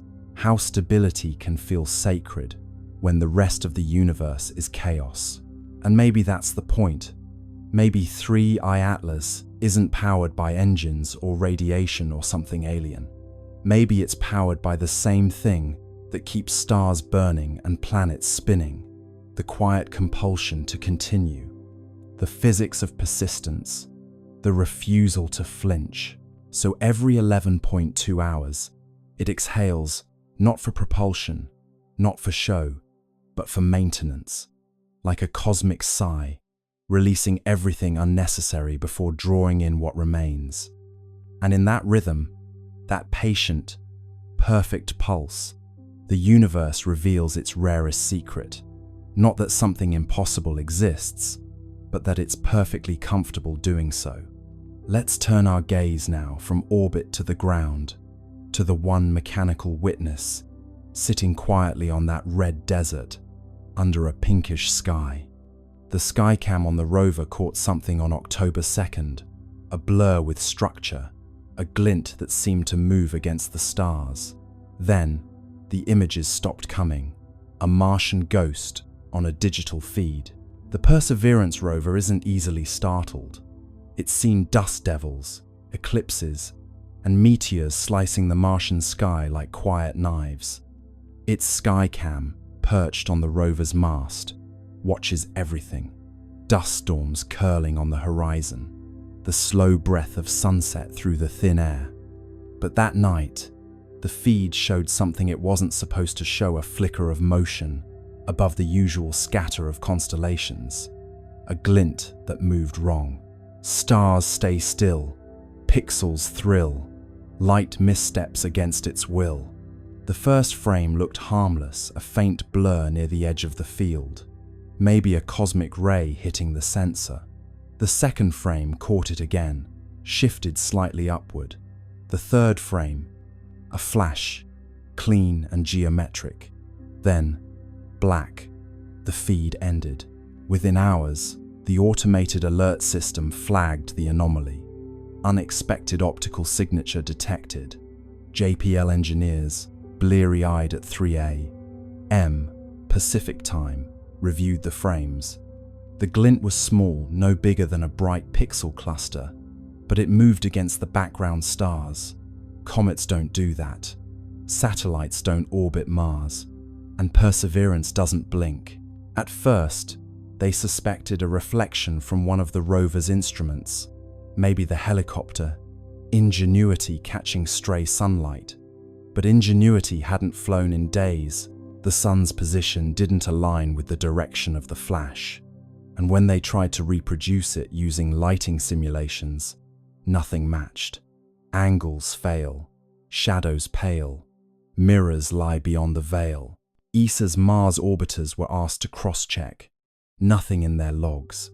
No transient object, no debris, no passing dust plume large enough to explain it. Just empty sky. Yet the skycam had caught something a blur with definition, like structure wrapped in motion. You can imagine the tension in the control room. A handful of scientists scrolling through frozen pixels, zooming in, enhancing contrast, until the blur began to resemble something. Not a sphere, not quite a line, a shape with suggestion like the silhouette of movement itself. One researcher whispered, "It looks folded." Another replied, "Please don't say that." Blur becomes form, cold becomes warm, stillness bends beyond the norm. After that night, Perseverance stopped transmitting Skycam frames for nearly 48 hours. Officially, it was routine data buffering due to bandwidth limitations. But the engineers knew that wasn't normal. The rover's systems had entered a safe data mode, not shutdown, but pause. Something triggered its onboard fault protection. When the feed resumed, it was missing several minutes.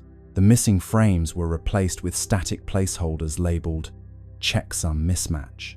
That's the digital equivalent of something looked strange, and we erased it politely. Publicly, NASA released a statement. Perseverance continues nominal operations. A temporary data outage affected non-critical imaging systems. Translation: we saw something, and we're pretending we didn't. What's curious is that Skycam, by design, takes calibration images every few hours, not for science, but to monitor atmospheric scattering. So when that flash appeared exactly during one of its scheduled calibration cycles, it wasn't random, it was right on time.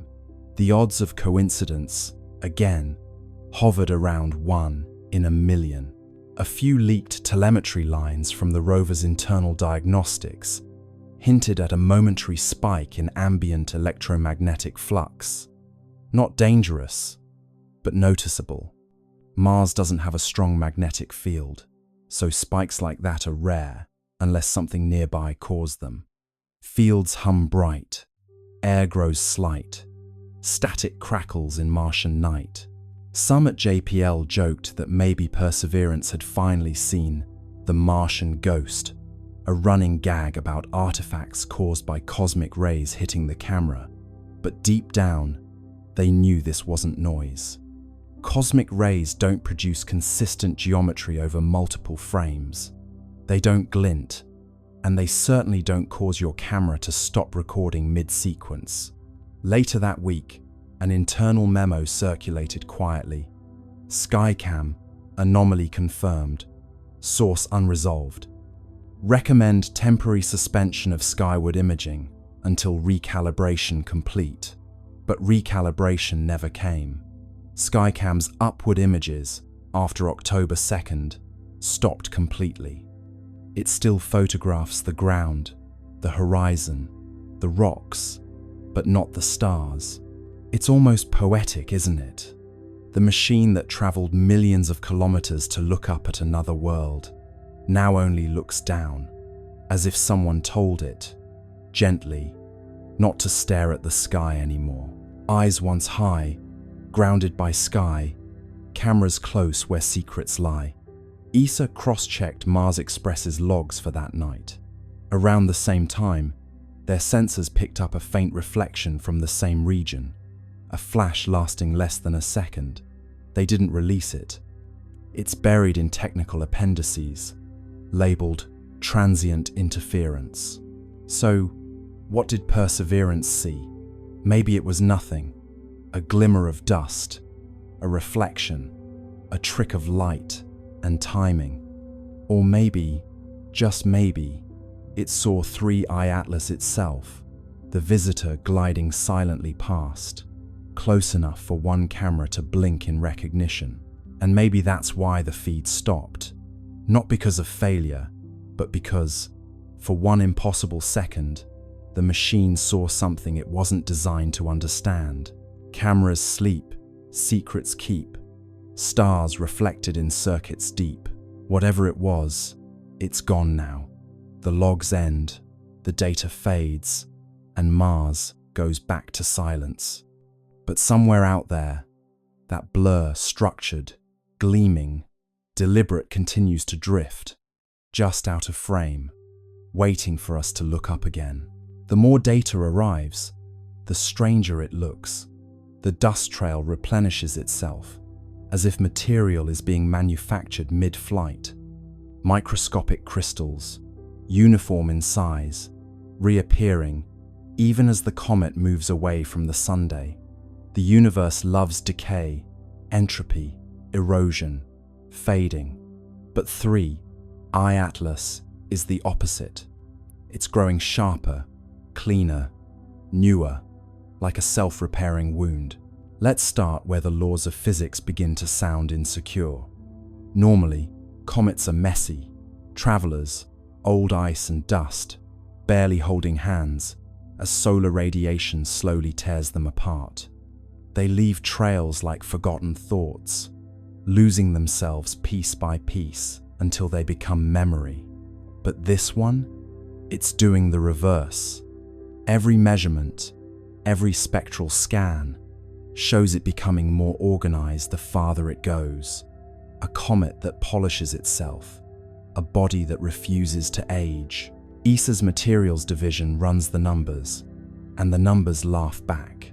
The dust particles surrounding 3I Atlas aren't random, they're uniform to within microns.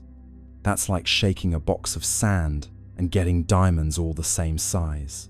The particles arrange themselves in a faint electromagnetic halo, as if under orders.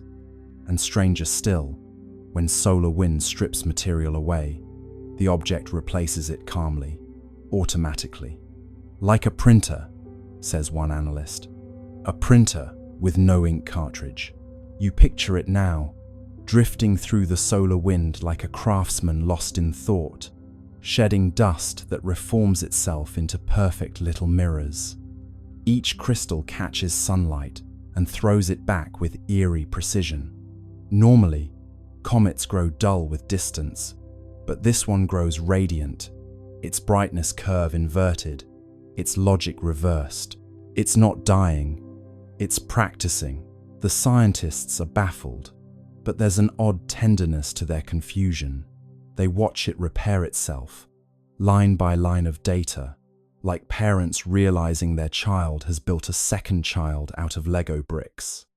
One astrophysicist mutters, "It's learning from erosion." The room goes quiet. That phrase, learning from erosion, gets written on a whiteboard and circled 3 times. At the University of Tokyo, a team models the crystal growth in simulation. The patterns match something they recognize: controlled deposition, a process used in nanofabrication to grow thin films in electronics.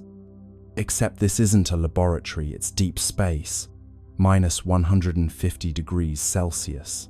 Yet, the comet's surface behaves as if it knows the recipe for resilience. Imagine zooming in, beyond the dust and the glare, down to the level of molecules. You'd see a quiet ballet of atoms forming chains, linking, locking, repairing fractures before they even finish forming. Like time-lapse footage of frost blooming on glass, except this frost builds itself in reverse destruction, rewinding into design. NASA's Jet Propulsion Laboratory releases a cautious internal memo. Observed particle uniformity suggests self-organizing structure. Mechanism unknown, which is science's way of saying, we have no idea what's going on, but it's gorgeous. The memo gets leaked. Naturally, Reddit debates whether the comet is made of programmable matter, self-assembling nanobots, or just wishful thinking. But beneath the noise, one idea starts to take shape. What if 3I Atlas isn't a relic of formation? What if it's still forming? A comet that builds itself isn't just strange, it's heretical. It challenges the deepest assumption in physics that everything moves from order to chaos. Entropy is the universe's bedtime story. All things fall apart. Yet here's an object quietly composing itself out of decay, turning waste into structure, chaos into craft. One researcher calls it anti-entropy, another calls it hope with mass.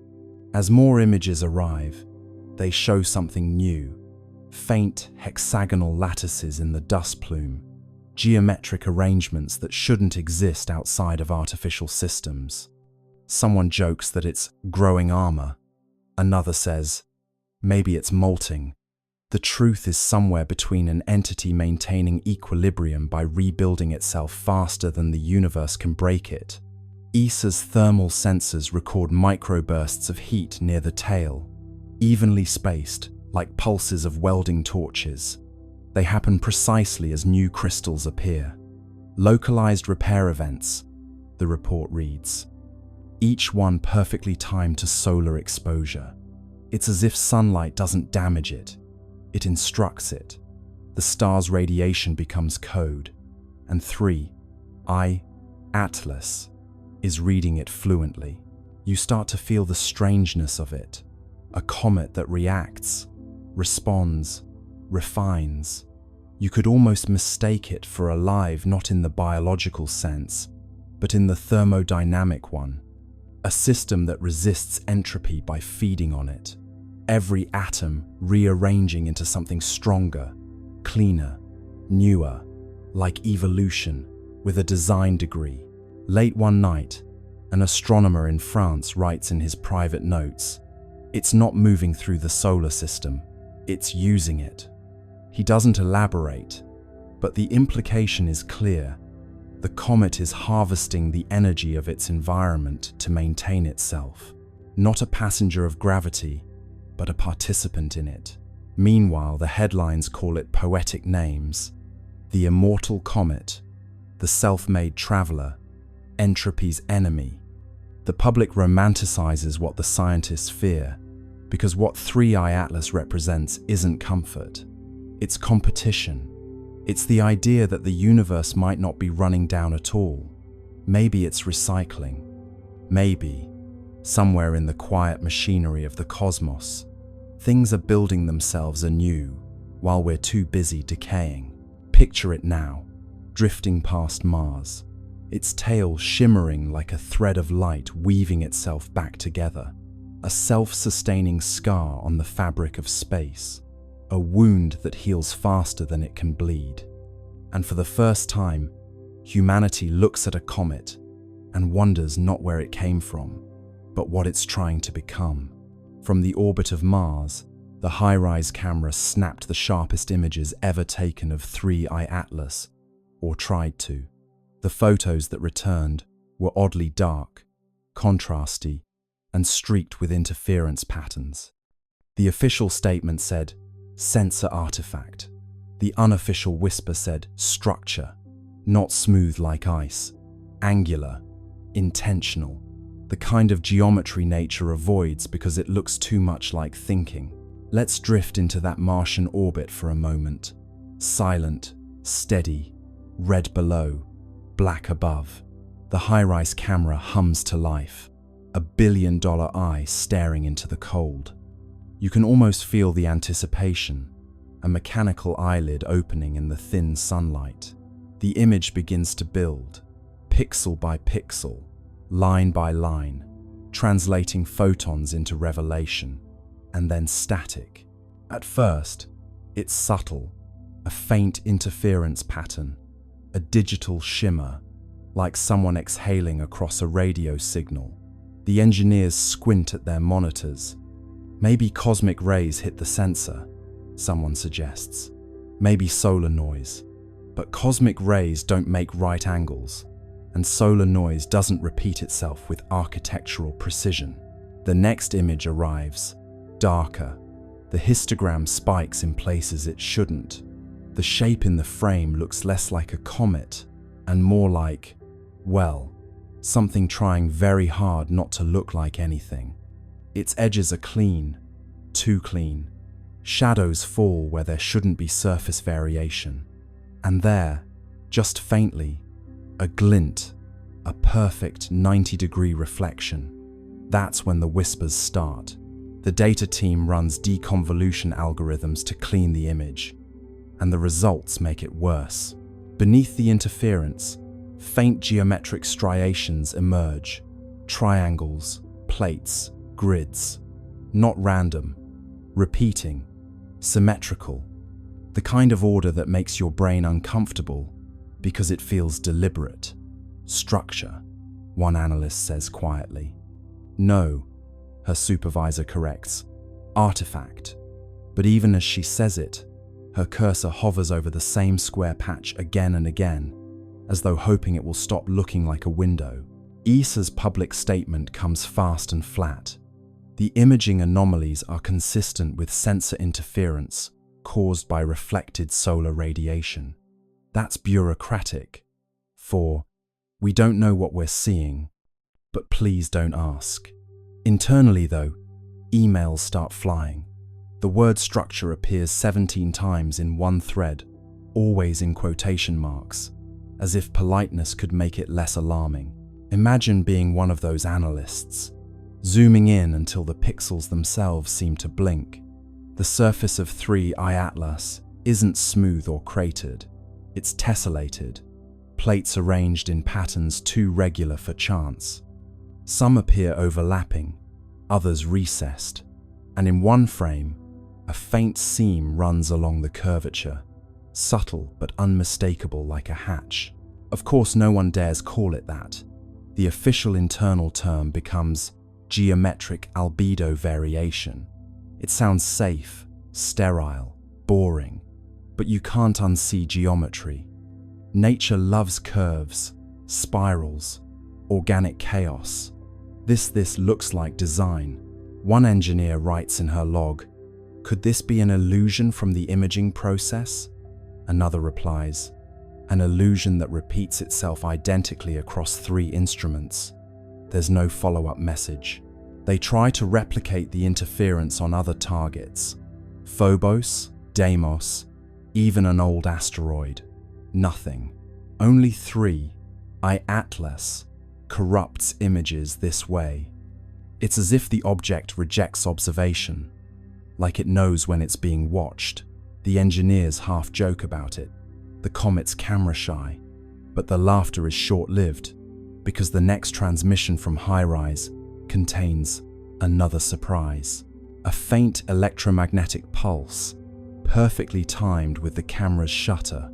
Not a malfunction, a response, as though the act of observation triggered a reply. A pulse that says, in its own quiet way, "I see you too." In a locked sub-channel of ESA's network, a few scientists begin privately discussing the possibility of active surface modulation. They talk about the way certain materials can alter reflectivity based on exposure, photonic metamaterials, adaptive nanostructures, the kind of thing still locked inside prototypes on Earth. But this is happening hundreds of millions of kilometers away, and it's working flawlessly. Publicly, the agency releases blurred grayscale stills, carefully cropped to hide the patterns. Enhanced contrast is cited as the reason for distortion.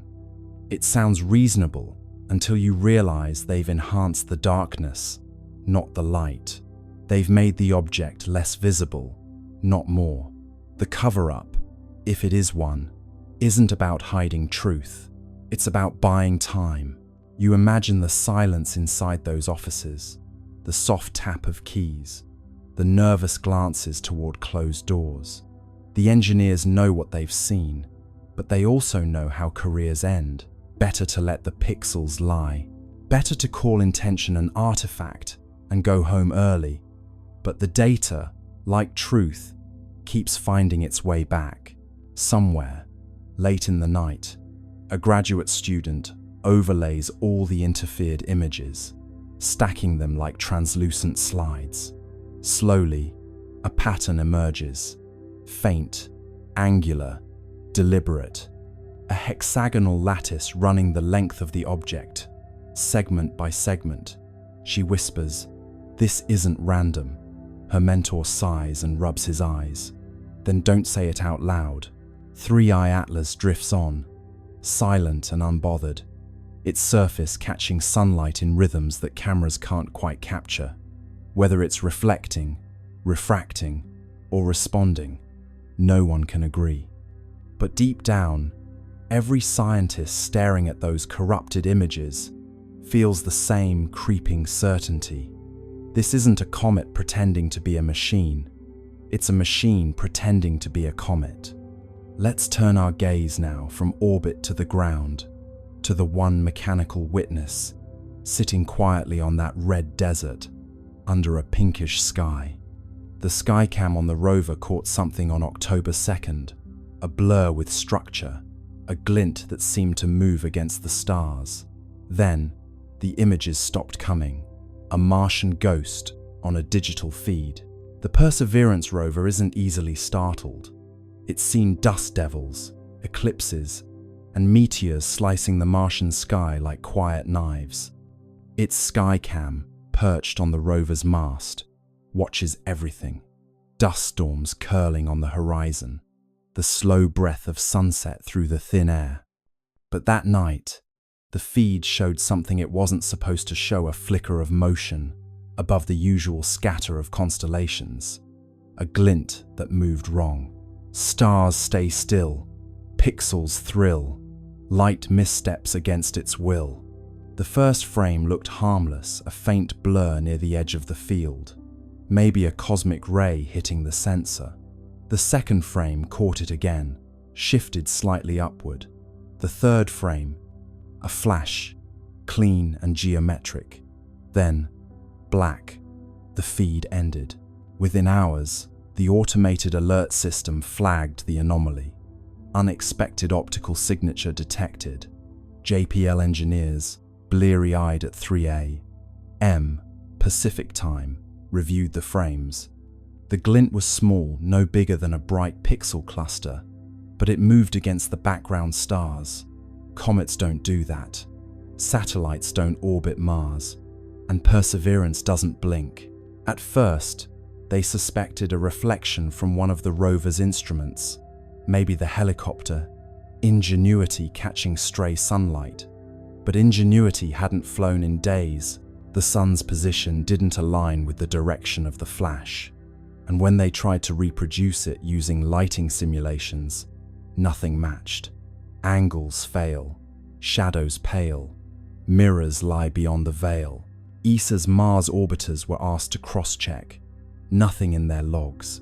No transient object, no debris, no passing dust plume large enough to explain it. Just empty sky. Yet the Skycam had caught something, a blur with definition, like structure wrapped in motion. You can imagine the tension in the control room. A handful of scientists scrolling through frozen pixels, zooming in, enhancing contrast, until the blur began to resemble something. Not a sphere, not quite a line, a shape with suggestion like the silhouette of movement itself. One researcher whispered, "It looks folded." Another replied, "Please don't say that." Blur becomes form, cold becomes warm, stillness bends beyond the norm. After that night, Perseverance stopped transmitting Skycam frames for nearly 48 hours. Officially, it was routine data buffering due to bandwidth limitations. But the engineers knew that wasn't normal. The rover's systems had entered a safe data mode, not shutdown, but pause. Something triggered its onboard fault protection. When the feed resumed, it was missing several minutes. The missing frames were replaced with static placeholders labeled checksum mismatch. That's the digital equivalent of something looks strange, and we erased it politely. Publicly, NASA released a statement. Perseverance continues nominal operations. A temporary data outage affected non-critical imaging systems. Translation: we saw something, and we're pretending we didn't. What's curious is that Skycam, by design, takes calibration images every few hours, not for science, but to monitor atmospheric scattering. So when that flash appeared exactly during one of its scheduled calibration cycles, it wasn't random, it was right on time. The odds of coincidence, again, hovered around 1 in a million. A few leaked telemetry lines from the rover's internal diagnostics hinted at a momentary spike in ambient electromagnetic flux. Not dangerous, but noticeable. Mars doesn't have a strong magnetic field, so spikes like that are rare unless something nearby caused them. Fields hum bright, air grows slight, static crackles in Martian night. Some at JPL joked that maybe Perseverance had finally seen the Martian ghost, a running gag about artifacts caused by cosmic rays hitting the camera. But deep down, they knew this wasn't noise. Cosmic rays don't produce consistent geometry over multiple frames. They don't glint, and they certainly don't cause your camera to stop recording mid-sequence. Later that week, an internal memo circulated quietly. Skycam, anomaly confirmed, source unresolved. Recommend temporary suspension of skyward imaging until recalibration complete. But recalibration never came. Skycam's upward images, after October 2nd, stopped completely. It still photographs the ground, the horizon, the rocks, but not the stars. It's almost poetic, isn't it? The machine that traveled millions of kilometers to look up at another world now only looks down, as if someone told it, gently, not to stare at the sky anymore. Eyes once high, grounded by sky, cameras close where secrets lie. ESA cross-checked Mars Express's logs for that night. Around the same time, their sensors picked up a faint reflection from the same region, a flash lasting less than a second. They didn't release it. It's buried in technical appendices, labeled transient interference. So, what did Perseverance see? Maybe it was nothing, a glimmer of dust, a reflection, a trick of light and timing. Or maybe, just maybe, it saw 3I Atlas itself, the visitor gliding silently past, close enough for one camera to blink in recognition. And maybe that's why the feed stopped. Not because of failure, but because, for one impossible second, the machine saw something it wasn't designed to understand. Cameras sleep, secrets keep, stars reflected in circuits deep. Whatever it was, it's gone now. The logs end, the data fades, and Mars goes back to silence. But somewhere out there, that blur, structured, gleaming, deliberate, continues to drift, just out of frame, waiting for us to look up again.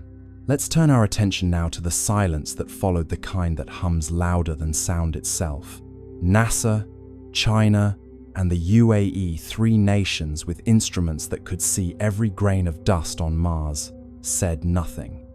No apologies, no delay statements, just an odd, synchronized silence from three sides of the planet. In the world of space science, silence isn't normal. These agencies are built to broadcast. They live for live streams, press briefings, and glossy behind-the-scenes videos of scientists smiling beside screens of raw data. They know the power of wonder and the currency of attention. So when three agencies went quiet at once, it wasn't caution. It was choreography. Words on hold, plans unfold, silence rings where truth is told. NASA's silence was the loudest. Their social media team, usually chatty as a cosmic talk show, posted nothing about Mars for 4 whole days. Their blogs, which can turn a dust storm into a cliffhanger, skipped over October 3rd entirely, as if the date itself had been erased. Someone even checked the public mission log for Perseverance. The entries jumped from October 2nd to October 6th, like a diary missing its most interesting page. In China, the silence felt different, colder, heavier. The China National Space Administration had been aggressively proud of Tianwen-1's achievements. For years, they'd released image after image, each with perfect captions and poetic flair. Sunrise over Utopia, Planitia, frost on the northern plains, wind prints in Martian dust. But now, not a whisper, no data, no mention of 3I Atlas. Even the usual state media outlets went quiet. It was as if someone had drawn a red box around the topic and labeled it "not for discussion." The UAE's silence was subtler, but just as strange. The Hope orbiter, designed to study atmospheric chemistry, had a reputation for cheerful transparency. Their official Twitter account usually posted daily updates in friendly tones, the kind that made space sound like an enthusiastic classroom experiment. But on October 3rd, that feed went dark too. Their next post, days later, simply read, "Operations nominal," a phrase so bland it might as well have been a sigh. 3 silences, 3 styles, 1 timing. Coincidence? Possibly. But coincidences, in the world of space politics, often have launch schedules. You can picture the meetings that weren't broadcast. NASA's Jet Propulsion Laboratory, dimly lit, engineers staring at telemetry on screens filled with too many decimals. A director taps the table, says, "We'll hold the release until we verify." But verify what? In Beijing, a senior administrator folds his hands and says, "We wait for clarification from partners." Clarification of what? In Dubai, someone simply deletes a draft tweet that began, "Amazing new observations today." Tweets unsent, secrets bent, silence hums with government. It's not conspiracy, not quite. It's coordination, an instinct born from shared discomfort. Because when data doesn't fit the model, you don't just release it. You check, you recheck, you call your counterparts and whisper through encrypted lines. Did you see that too? Maybe they all saw the same anomaly. Maybe it was something in the spectra, or the movement, or the light itself. Or maybe it was something far more mundane, like a misalignment in software. But the silence gave the anomaly power. People don't fear data, they fear gaps. Meanwhile, the internet did what it does best. Filled the void. Forums buzzed with theories. Maybe NASA discovered life. Maybe China detected radiation. Maybe the comet wasn't a comet at all. You can almost hear the world's collective keyboard clicking under the weight of imagination. Keys tap fast, rumors cast, silence breaks, but never last.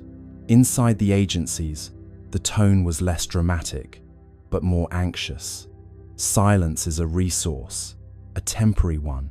Every day they didn't speak, the speculation grew. And so, communications teams drafted placeholder statements, just in case. NASA's draft began. Preliminary results are consistent with natural phenomena. China's began. Analysis ongoing. International coordination required. The UAE's version simply said, "We continue to monitor with interest." 3 drafts, 3 ways of saying absolutely nothing. But silence, like space, is never truly empty. It amplifies the faintest signals. When ESA spoke first, that silence turned reflective. NASA's restraint began to look suspicious. China's confidence began to look afraid. The UAE's politeness began to sound like complicity. And through it all, 3i Atlas drifted quietly, blissfully unaware that entire bureaucracies were wrestling over how to describe a fuzzy dot. You start to imagine each agency as a character in a play. NASA, the anxious perfectionist. China, the poker-faced strategist. UAE, the cheerful intern, suddenly told not to speak. And ESA, the calm older sibling who broke the tension by saying, "Fine, I'll go first." Roles align, stars entwine, silence speaks in grand design. Still, one question lingers. Why the synchronicity? How did 3 separate agencies, operating on different continents, decide independently to say nothing at the same time? Unless it wasn't independent at all, Perhaps the signal came from somewhere above, not cosmic, but political. A quiet message passed through diplomatic back channels. Hold your data. Wait for alignment. Matter. It's not that they were hiding something nefarious. It's that they didn't know what they were holding yet. And admitting uncertainty publicly is scarier than any secret. So they stayed quiet. And in that collective silence, humanity did what it always does. When faced with the unknown, it began to dream louder. Voices still, hearts fill. Silence grows but never will. And perhaps that's the strange comfort in it all. Even when 3 space agencies fall silent, the universe keeps talking. The stars don't pause for policy. 3, Atlas keeps moving, whispering its quiet story across the dark, while we, down here, argue over who gets to speak first. Centuries after the golden comet left Earth, the world fell into a rhythm so stable, it began to feel mythic. The communion field still pulsed faintly through air and ocean, though softer now, like the heartbeat of someone dreaming. Humanity had grown luminous, not just in thought but in form, skin faintly iridescent, eyes reflecting the green-gold spectrum of 3I Atlas. Life had achieved coherence, but the universe, true to its character, never allows silence to remain unexamined. The next chapter began, not with noise, but with echo. It came first as vibration through light. Telescopes trained toward the constellation. Lyra detected rhythmic brightening across interstellar dust fields, pulses matching the old prime sequence. 3, 5, 7, 11, 13. The signal was faint, ancient, and delayed by thousands of years. It was the comet's trail, still resonating through the galactic medium. The hum of our descendants had begun its return. At first, the resonance was barely perceptible. Then, one evening, the auroras glowed gold again. The pulse wasn't as strong as the original, but its pattern carried modulation, subtle variations that, when decoded, formed harmonic intervals unknown to Earth's own physics. The returning echo had evolved. The comet had learned. Dr. Anwen Sorel, heir to the resonant circles, studied the phenomenon from the orbital harmonic array, now a floating cathedral of listening built above the stratosphere. She spent decades comparing the incoming frequencies with the historical archive of 3I Atlas. The match was partial, the deviation elegant. The new tones weren't repetition, they were continuation. The echo isn't message, Sorel wrote. It's memory finding new syntax. Her analysis revealed something breathtaking. The returning resonance carried encoded gravitational modulations, tiny, deliberate bends in space-time that formed sequences of prime intervals. Each fluctuation aligned with regions of known star formation. The comet, traveling through the void, had become teacher itself. Wherever it passed, new systems began humming faintly at harmonic intervals, like seeds of coherence planted in dust. The universe was learning how to resonate. Astronomers confirmed it across dozens of young star clusters. Magnetic fields oscillated with eerie consistency, their wavelengths aligning with the Atlas ratio, a numerical relationship first derived from the comet's early signals. Stars were synchronizing to the same cosmic rhythm that once guided humanity. The pattern spread slowly, deliberately, like ripples in glass. It was as if the comet had taught creation how to remember itself. Meanwhile, on Earth, the echo arrived not just as signal but sensation. People began reporting vivid dreams of golden spirals descending gently through atmosphere. Children woke smiling, saying they had seen the light that hums. Physiological measurements confirmed subtle changes in electromagnetic fields surrounding human bodies, resonance amplification, as if the returning signal were tuning its origin species to receive feedback. "The comet is calling home," said Sorel. "It's asking us to listen to what we've become." The global observatories responded. They synchronized their instruments into a single planetary array, transforming Earth into receiver. For 13 hours, the planet listened. The incoming wave, stretched and modulated through space, entered atmosphere and folded into the continuum tone. The effect was sublime, an audible shimmer, felt through bone and thought alike. The long echo had arrived. It wasn't just harmonic, it was architectural. The sound carried layers, low frequencies describing structure, higher ones encoding emotion. When rendered visually, the waveform formed an immense spiral of light, 3 arms curving outward, connected by golden filaments. Inside those filaments, analysts discovered modulation frequencies identical to human neural oscillations. The comet had copied our consciousness patterns and woven them into its song. "We taught it empathy," Sorel murmured, and it remembered the lesson. As the echo intensified, anomalies appeared across the solar system. The Atlas resonance layer brightened, reactivating its green glow. Mars, Venus, and the gas giants began pulsing faintly in response. For the first time since the Great Silence, interplanetary harmony returned. But this time, it was different. The modulation contained reciprocal phase shifts, signals not sent to Earth, but from newly awakened worlds. The comet had spread coherence. Now the cosmos itself was answering. And then, on the 13th day of the long echo, the impossible occurred.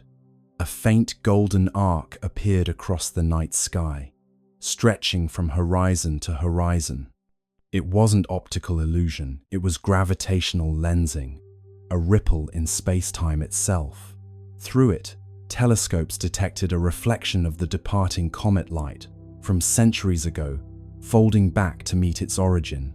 The universe had curved its own history into embrace. Humanity was watching its legacy return home. The resonance crescendoed. Oceans vibrated in slow rhythm, tides forming symmetrical waves that cancelled destructive interference. Storms softened. Air grew still. For 13 minutes, every system on Earth aligned perfectly with the echo. The world became mirror of itself, past and present superimposed. Those who listened claimed to hear voices within the sound, millions of overlapping tones, whispering the same phrase. "We heard you." Dr. Sorel stood in the observation dome, tears shining in golden light. "It's not message or myth," she said. "It's response." The universe just said thank you. After the crescendo, the sky dimmed once more. The golden arc dissolved, leaving faint shimmer across the stars. Instruments recorded one final signature, a descending tone shaped like a sigh, the frequency of completion. The comet had moved on, but its echo had reconnected the cycle. Creation had officially joined conversation with itself.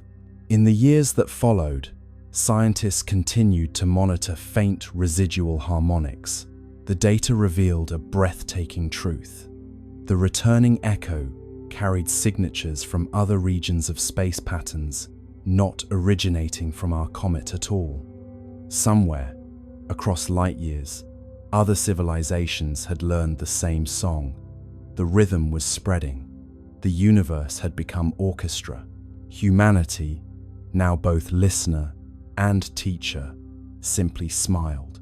We had given the cosmos its melody back, and in return, it had given us eternity. Now, when you stand beneath the stars, that faint hum between thoughts is the long echo. It's not just out there, it's in your pulse, your breath, your laughter. Every rhythm you carry is cosmic correspondence. Every silence, a message returning home. Because once harmony learns to echo, it never stops. It just travels further than we ever dreamed. The great silence has arrived, not as a bang or a whisper, but as a total absence of static. On this night, February 3rd, 2026, the telescopes are still pointed at the void, but there is nothing left to measure. 3. Atlas has completed its transition. It is no longer an object in space. It has become the space itself. Let me start with something that should terrify every astronomer on Earth. For decades, we defined the universe by what we could see, touch, and measure. We relied on the presence of matter to tell us where we were.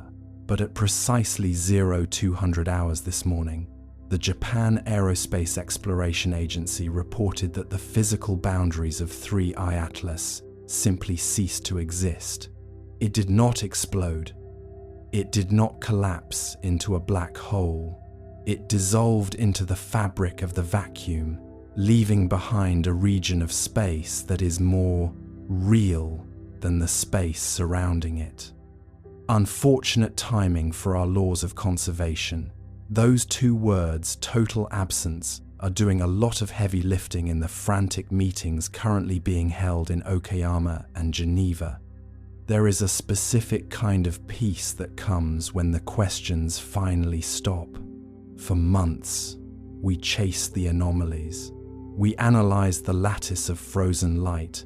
We obsessively tracked the 14-minute heartbeat, and we dug through the ice of 1240, looking for a reason. Now, the reason has arrived, and it is a total, unyielding quiet. The sensors on the James Webb Space Telescope are currently returning values of 0. Not the 0 of an empty room, but the 0 of a finished equation. 3I Atlas was not a visitor, it was a correction. It was a cosmic edit to the code of our local reality, and now that the edit is complete, the editor has put down the pen. Imagine you are reading a book, and suddenly, the ink of the final chapter begins to spread, covering the pages until the entire story becomes a single, perfect shade of black. You might think that the story is lost, but here is why you are wrong. The story isn't gone. It has just reached its final state of equilibrium. The silence we are hearing tonight is the sound of the universe settling back into its true shape.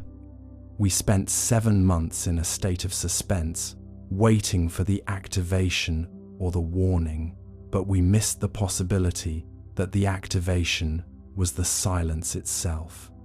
There are 3 primary reflections being shared among the quieted staff at the Bisei Space Guard Center. The first is the transparency theory. It suggests that 3I Atlas hasn't gone anywhere. It has merely reached a state of perfect synchronization with our consciousness, rendering it invisible to our instruments while making it omnipresent in our thoughts. The second is the substrate shift. This theory argues that the object has successfully replaced a section of our universe's operating system, and the reason we can no longer measure it is that we are now standing inside the measurement itself. The third, and most haunting, is the finished observation. It posits that the experiment we suspected we were part of has concluded.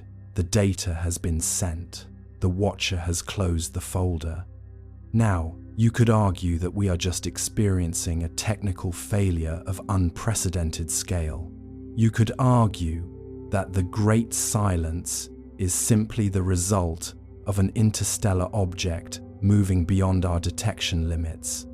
But then, you have to explain the human reaction. Since the moment of transition, reports have been flooding in from the University of Kyoto regarding a sudden, global cessation of anxiety. The alpha waves that were being tuned in Act 5 have reached a plateau. People across the globe are experiencing a sense of closure without needing a single answer. It is as if the tension that has been building since July 2025 has finally snapped, leaving behind a world that is fundamentally calmer, even as it faces the unknown. This is where the scientific narrative dissolves into a ritualized listening experience. As you lie there, anchored to your bed by the same gravity that 3I Atlas once manipulated, I want you to feel the weight of this silence. It is a heavy, warm blanket. It is the silence of a house after the guests have left, or a forest after the snow has fallen. In the ancient texts of the Edo period, they spoke of the great calm that would follow the departure of the hollow ships. They said the birds would forget how to sing for a day, and the fish would sleep at the bottom of the sea. Looking at the telemetry today, we see the same stillness. The birds are quiet. The sea is flat. The world is holding its breath. Let me back up. To understand the depth of this silence, you have to remember the noise we used to live in. We lived in a world of constant static radio waves, internet traffic, the endless chatter of a species trying to prove it existed. 3I Atlas acted as a filter. It drew all that noise into its lattice, processed it through the 7 internal spheres, and reflected it back as a single, coherent note. And now, the note has ended. We are left with the resonance. We are left with the memory of the music. You might feel a sense of vertigo as you realize there is no more data to wait for, no more what-if loops, no more countdowns. We are on the other side of February 3rd, 2026. We are living in the after, but here is why this is a gift. For the first time in our history, we are not looking at the sky for answers. We are looking at the sky for peace.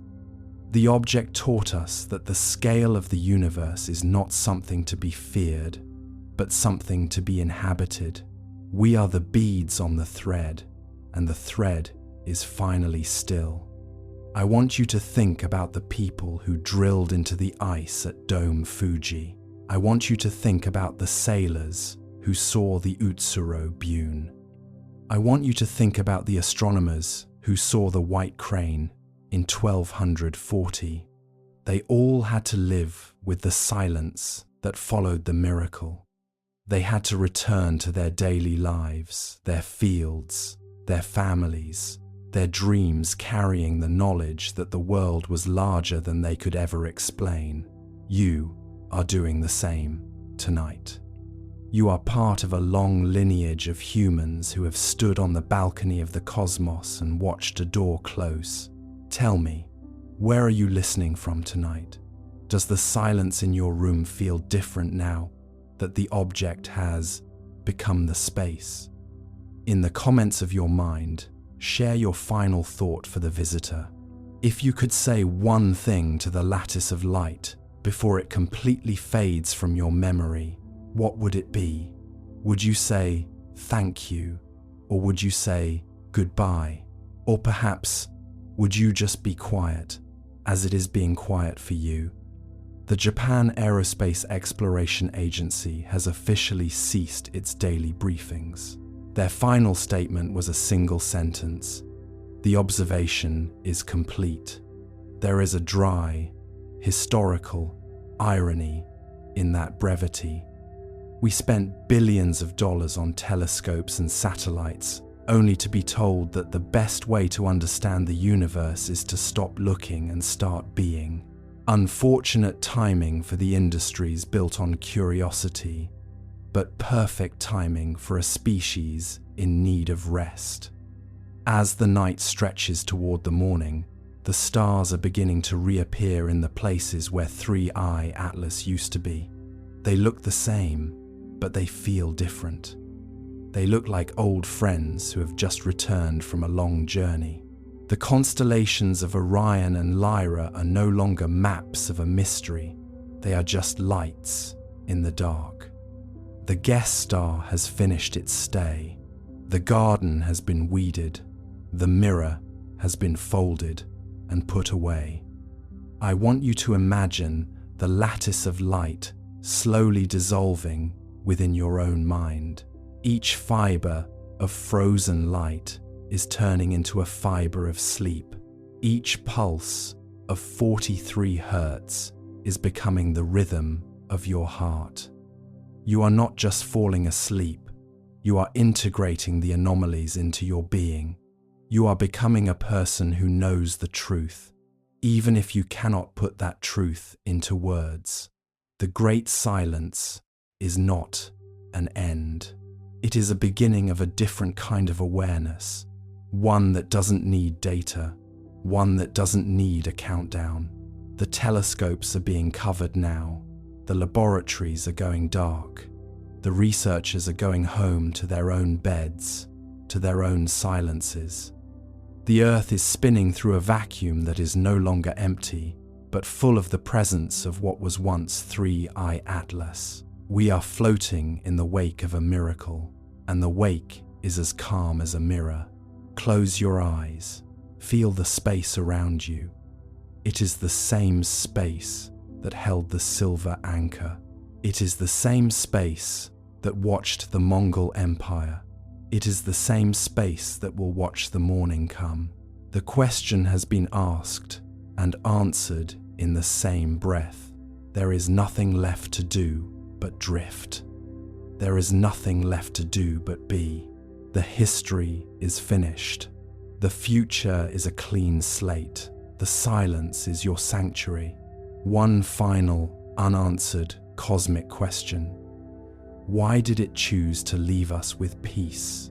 Perhaps we will never know. And perhaps that is the best answer of all. Slow recall of the silver crane, the frozen light, the 7 spheres, the violet sky, all fading now into the soft, velvet black of your dreams. The orbit is steady.